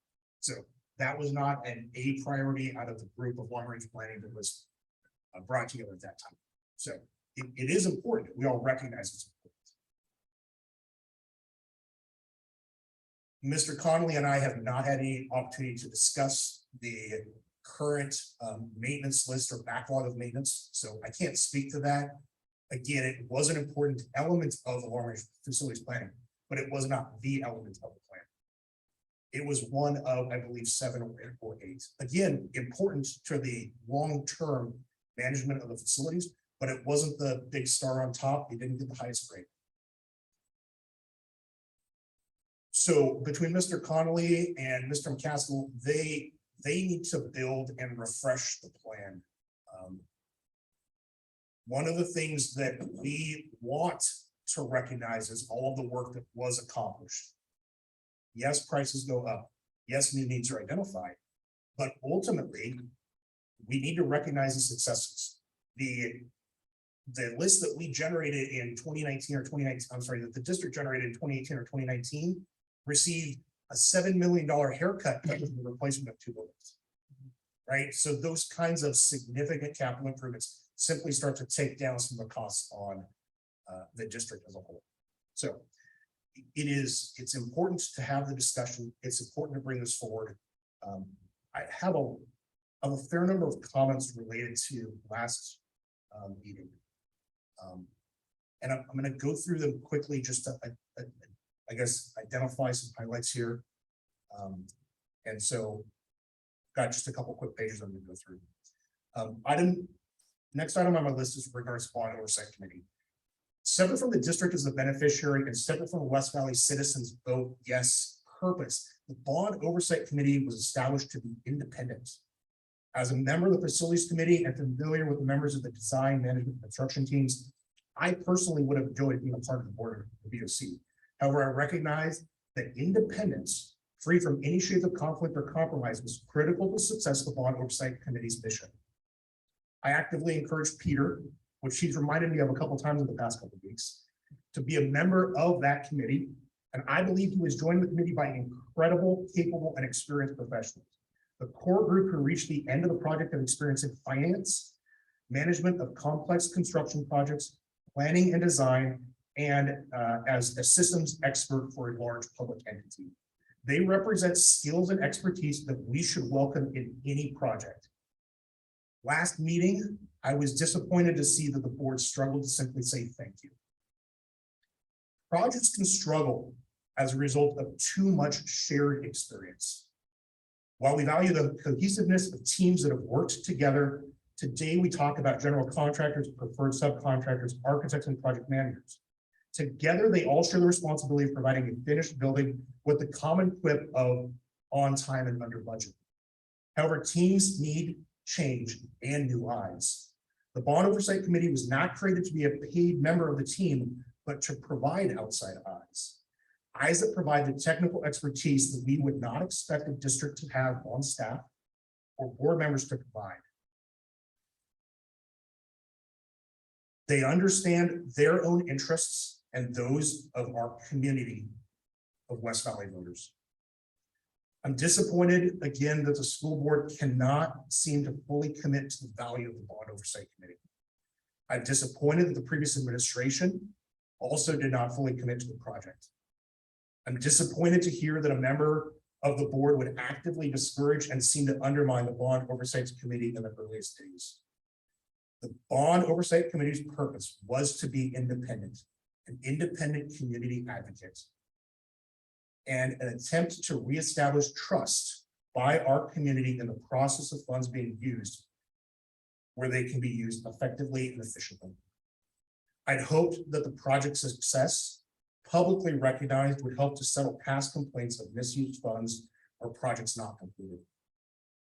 The mission of West Valley Citizens for Better Schools has been to develop a series of successful campaigns to replace the aging buildings of the district. West Valley cannot afford a schedule of passing bonds every 10 to 15 years. With each success coming after time, energy, and funds have been wasted in losing campaigns. Campaigns which now seem to be misremembered or confused with a bond request that was trimmed down and finally approved. Rather, we sought to build a foundation on which future campaigns will not just pass by 70 votes, but will be earnestly supported by our West Valley community. Today, I fear that the hard work of staff, parents, and community members will be tossed aside.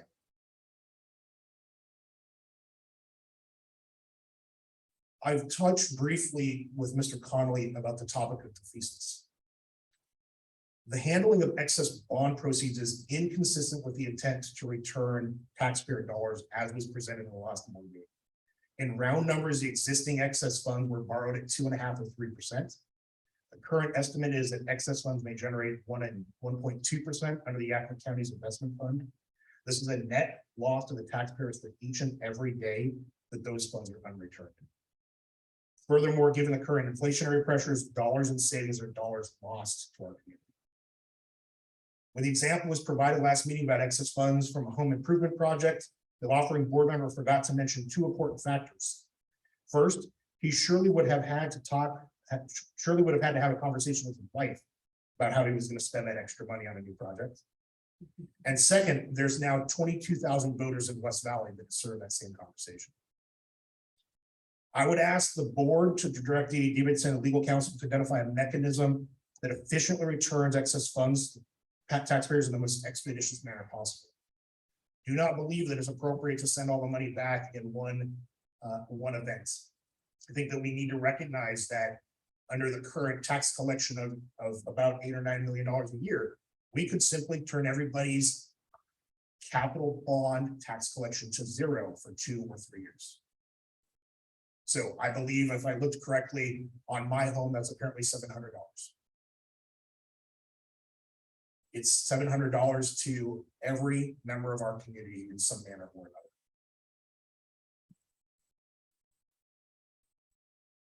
Relationships is my last topic. School board has a tenuous relationship with West Valley.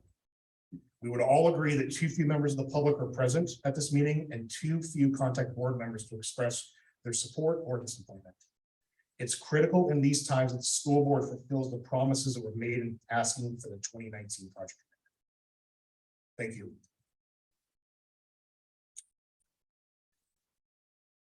Okay, thank you. And Mr. Matthews, I thought we have said thank you before, but if we haven't, let me officially say thank you to you and all other members of the Bond Oversight Committee for your hard work in the past. It's certainly appreciated and welcome. So thank you from all of us. It's done before. Okay, are there any other comments? No Zoom and no one else wanting to speak? We will move on. Thank you again, everyone, for your input and comments. Action items. Dr. Finch, we have several here. Approval of minutes, July 26th, study session and board meeting minutes. Would anyone like to make a motion? I'll move to approve the July 26th study session and regular board minutes as presented. Thank you, Mr. Thorner. Okay, we'll go ahead and vote. All those in favor signify by saying aye. Aye. Opposed, same sign. Motion carries 5-0. Item 9B, approval of travel requests. Again, we can take these together unless someone has concern that they would like to pull one of these items out. I move to approve travel requests. All right, thank you, Mr. Jager. We have a motion to approve the travel request. We'll go ahead and vote. All those in favor signify by saying aye. Aye. Opposed, same sign. Motion carries 5-0. Item 10 on the agenda, items arising. Again, anyone up here have anything that they would like to bring up? Not sure if this fits into this category, but as I was on vacation for the last 2 weeks and my kids were using technology and accessing sites that my wife and I deem, maybe a little bit questionable.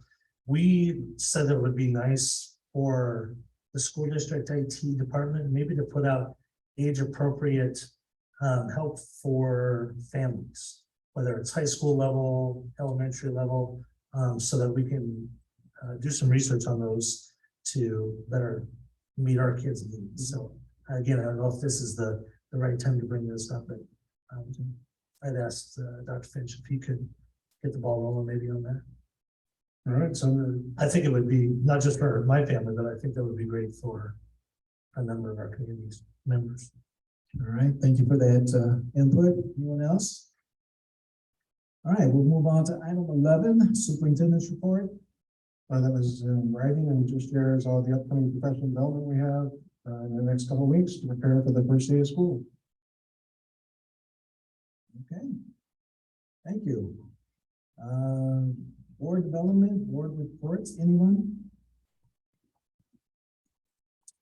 All right, if there are no further items, we will adjourn. It is in Tuesday, the 9th, and 8:31 p.m. Thank you, everyone, for attending tonight.